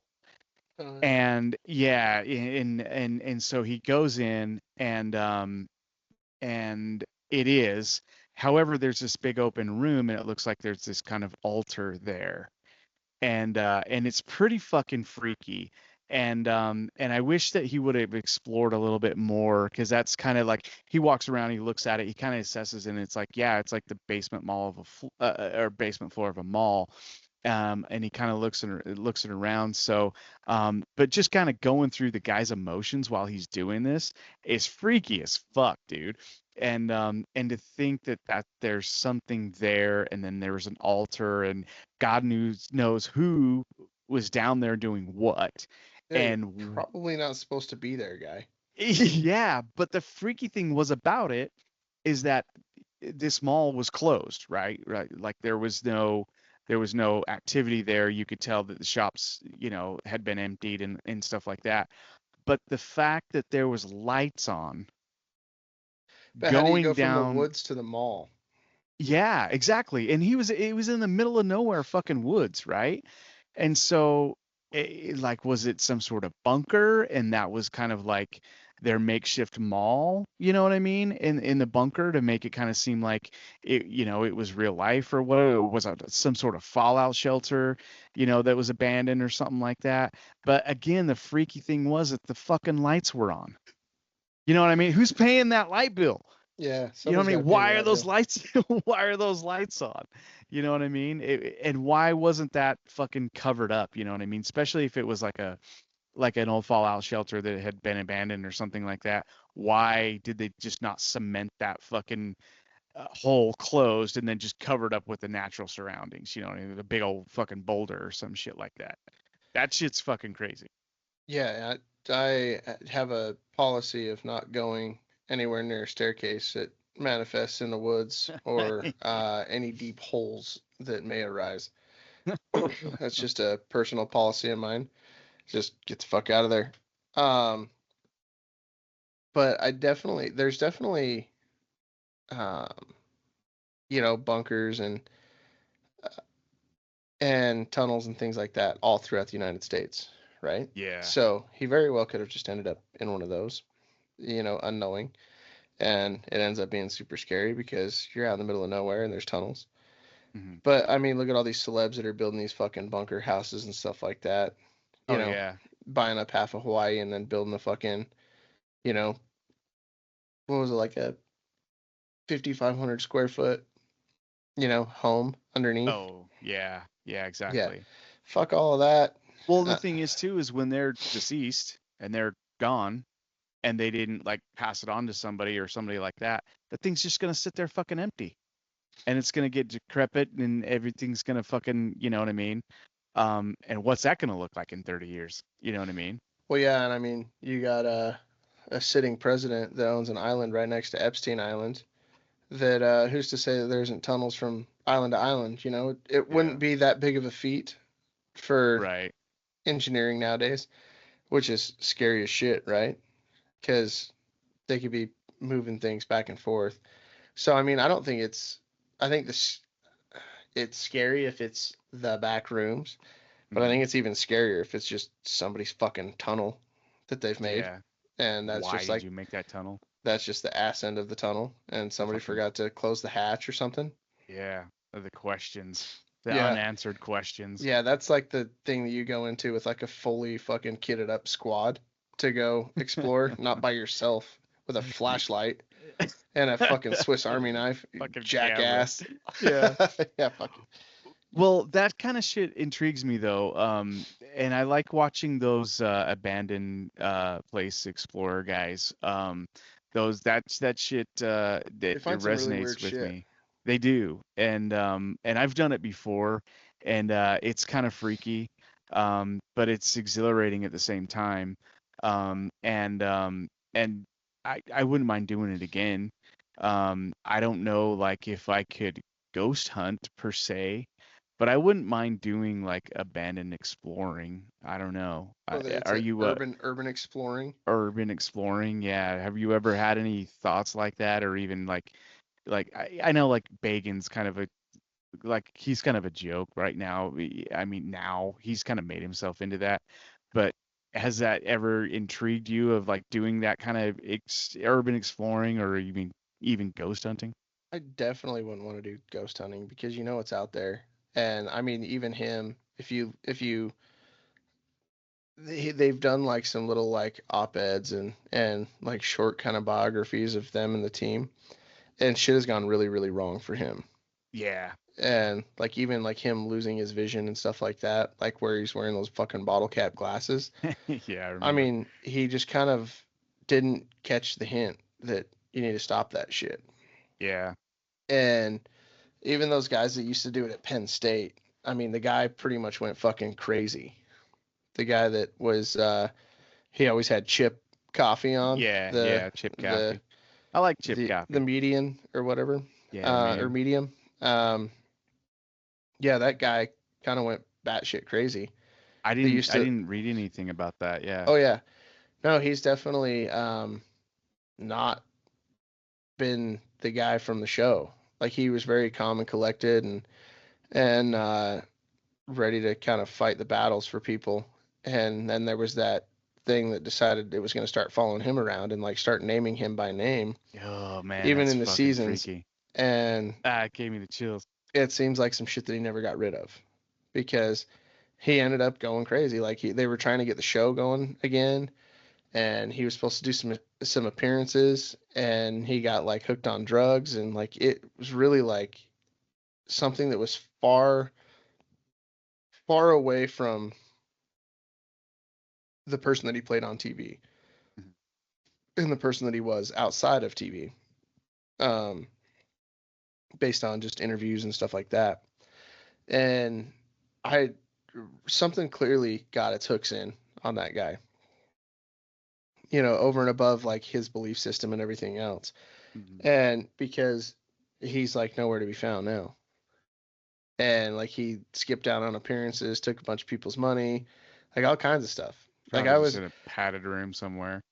Yeah, I was reading about like what happened with him, and there's this like long story about what happened with him, and kind of people going down and kind of doing the quick synopsis on him. Wow. And he got fucked up from it. Well, and it just goes to show that I mean, there are things in this world and definitely on the spiritual realm that you just don't fuck with, and just leave it alone, let it do its thing and you do your thing. And obviously if you're not prepared, and I don't know how you could fully prepare for something like that, but if you're not and if you're not prepared to deal with the consequences of something like that, then it's definitely something that you should just stay the fuck away from. Yeah, and how do you really know what the consequences and the end all be all will be of something like that? Yeah. So yeah, my philosophy is don't go out hunting for it, because you might find what you're looking for, and they might find you and not let go. Yeah, exactly. So yeah, I'm okay with staying the fuck away from that. Urban exploring sounds fun, but there's a whole fucking realm of possibility that goes with that. I mean, you end up in jail from doing some shit like that if you go into a place to get caught or something like that. Yeah. You don't have the permits. Yeah, the permits to walk around. Yeah. No, I definitely think there's some weird shit out there in like underground.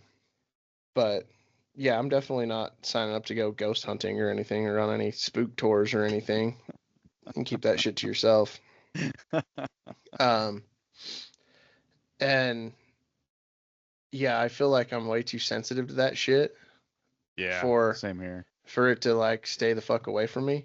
So I'm just not gonna go by it, And if I like sense that it's getting close, I'm getting the fuck out of there. Like I'm not gonna be all macho and shit and stay there and figure out what the fuck it is. I'm just start yelling at it. See you later, guys. I'm out. I'm peacing out. Yeah. Like I know I'm like in its space and I'm gonna go back to mine. But there's definitely like some interdimensional shit going on for sure.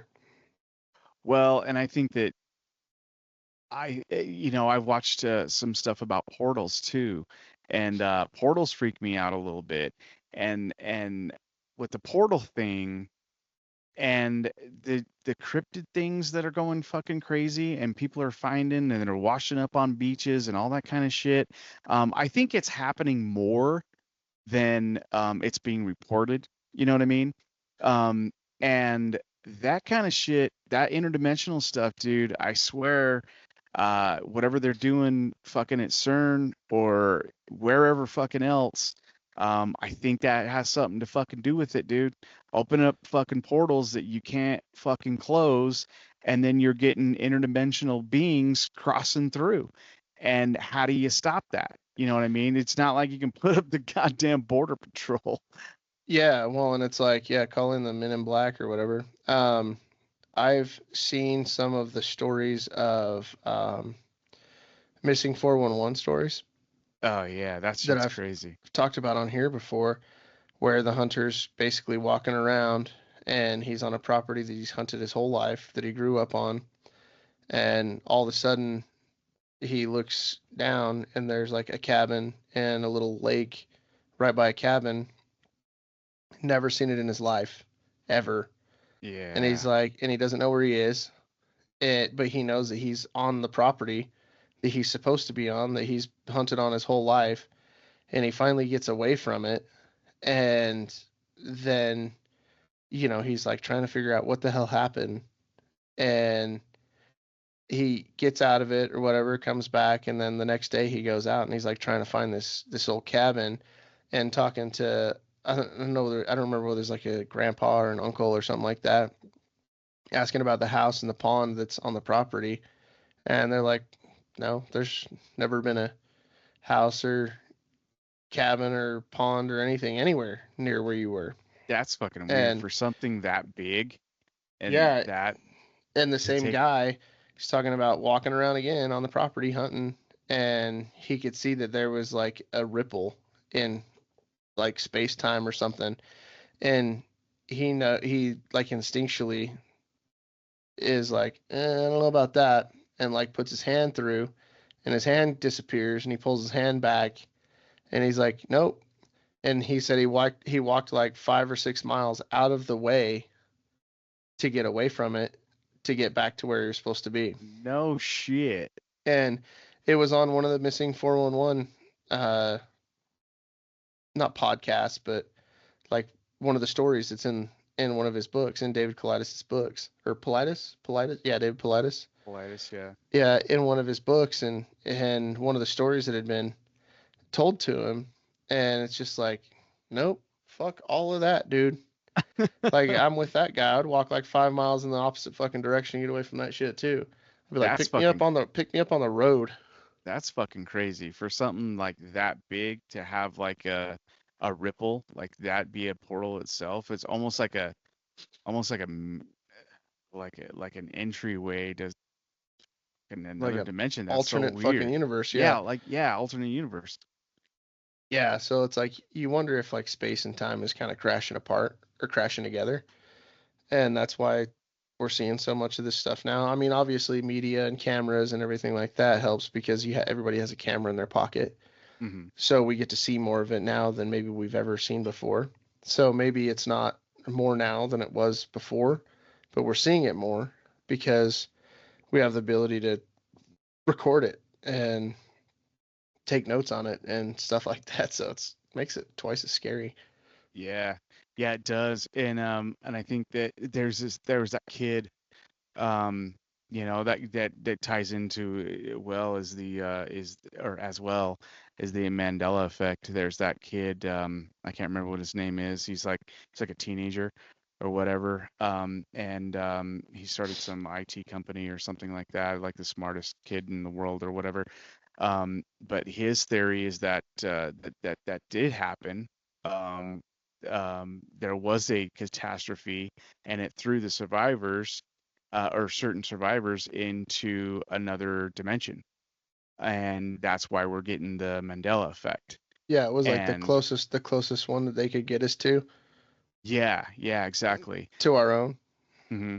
Yeah, I think I've And to seen something think like about that. that, that's pretty freaky. You know what I mean? You're talking about, other dimensions and, other realms. I mean, what I it seems like a far-fetched theory, you know what I mean? Because you think there would have been like media coverage of the whole thing, right? Nope. Right, Nah.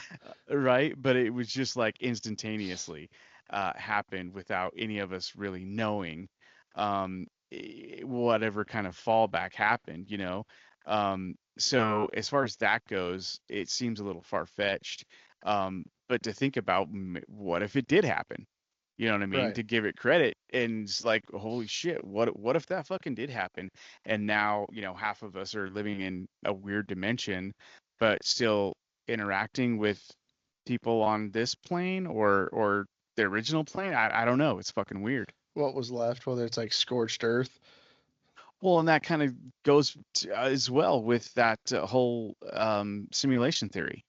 You know what I mean? That we are living in a simulation. You know what I mean? And there's a deep dive. Even I think Billy Carson goes into that as well. And there's some crazy shit on that. You know what I mean? Yeah. That you could really really go into a fucking some holes. Like, have you heard You know? the interview with the lady that wrote the Terminator movies and then the Matrix movies? No. Yeah, go check that out. That'll fuck you up.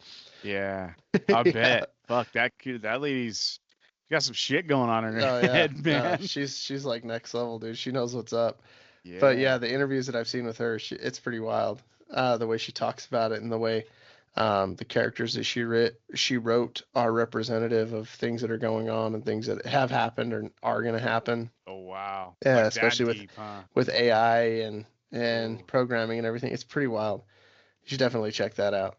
Well, I mean, we're talking about that too. Like when AI figures out, or like when it starts getting feelings and it starts learning feelings, like is It wants a that human experience. it wants a human experience. Now, is that us bringing to life a simulation? You know what I mean? Yeah. That's exactly what that is. So who's to say someone's not doing that with us? Well, and the thing with AI is too is it's like it's multifaceted, right? So the AI that we use now is basically a gigantic data collection scrubbing device. Mm-hmm. If it's not been put on the internet, then the AI can't get to it. The AI has no idea. So if you want to write a paper and you say, AI, I want this paper written and these are the parameters, this is what it has to be about it, and these are the points. It's It just basically pulling just shit got from a yeah, database. it's Yeah. just scrubbing shit from the internet to put the stuff on paper or print or whatever the computer that you Right. want it to, but it's not necessarily a sentient thing. Mm-hmm. And then there's the other side that's like, well, we've had AI before, and every time that we get to a certain point, and AI gets to a certain point, and it's rediscovered, then there's another basically a crisis or a reset, and Yeah. then we go back. So it's like, how do we go forward without going back? That type of thing. Yeah. So it's kind of multifaceted, or there's two outlooks on it. Is it's still dumb. It's just a data mining service that we've created, Right. or we've had it before and it was basically it led to our own demise. That's fucking crazy to think about, though. Very thought You know what I provoking. mean? But on that note, let's get the fuck out of here. Yeah. Let's wrap her up. Rob's gonna have a heyday with this one. Yeah, and it is the 4th of July officially. Oh, is Now. it? Yeah. Yeah. Did we get there? Well, happy Yeah. 4th, my friend. Yeah, happy Independence Day. Yeah. Have fun Yeah. working today. Fucking England. That was awesome. Yeah, who's your daddy now? Yeah. Have fun with your biscuits. Yeah.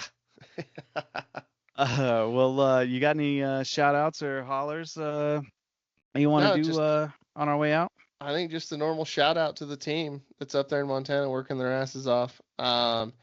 If you want some of the bathtub hooch, we're in damn near every store between Billings and Bozeman. So go grab yourself some and prepare for the meetups in the month of July. Yeah, get down to the meadery because what we're touting now, if you haven't, if you missed our word from our sponsors this episode, we're doing 20% off all month long at the meadery and online. So hit it hard while you can because it's 20% off. You're gonna get a good deal. That'll basically cover shipping, pretty close anyway. So if you're gonna do it, if you're gonna order online, get a case, like seriously, Make because it it's gonna be, worthwhile. yeah, it's gonna be, it'll make it worthwhile. Yeah. And if you get down to the meadery, the slushy machines are going to be up and going. Oh, So yeah, I can't wait to the get up mead there and get slushies, a the mead slushies are going to be out. You better watch out because they're dangerous. They are. And Thirsty Thursdays are going on. We usually do a little discount for Thursdays to get new people down there and everything like that. But I think that the 20% off is going to cover you guys on the Thirsty Thursdays. But they're a lot of fun all weekend long. Well, except for Sunday. We got Thursday, Friday, Saturdays. We got the crew down there, and we got Chow down there, and just good times. So get down there and hang out. I can't wait to get back up there. I know it's going to be a little bit, but I'll probably run up there when you go up. Yeah, go out there and make some new friends. Sit around the campfire if it's cold. Chances are it won't. Just sit around, hang out, meet some new people, tell some lies, have some fun. Yeah, it'd be awesome. Yeah. I want to shout out to the Patriots, the just Americans. You know what I mean? And we've been getting a lot of love on Two Mics Live lately. I've been watching like religiously, and they're giving I us a love lot those of guys. love. Those guys are the So best. I want to give them a little love back. Thanks to Mics Live, Calderese and Dr. Mike and Kelly over there. They hold it down, and they have a really good time. So tune in on their Two Mics Live. It's 5 o'clock our time, 7 o'clock Eastern. So check it Yeah. out. They're a lot of fun. They have a lot of fun. Jump in the comments and see if they can't give Kelly some more mead because Kelly's really fun when she's on mead. Yeah, they just got their bottle. So they were drinking it last Friday, and Dr. Mike said they're gonna crack it for Friday's episode, and it's open mic too. So the link's in there. You can get in and chat with those guys too. They're great people. They're great Americans, and they have a lot of fun. They don't take themselves too seriously, but they get a lot of stuff out there, which I think is important. Yeah. So shout out to Two Mics Live and Kelly. They're awesome. All right. Is that it? All right, buddy. Yeah. All right. It's time to wrap. Stay weird, Beardos. And as always, cheers, motherfuckers. Shock 'em always, gang. And my camera always cuts out when I go cheers. But yeah, have a great time. Have a good Never let them know your next move. Keep them on their toes. All right, gang. Thanks for listening. And we are out.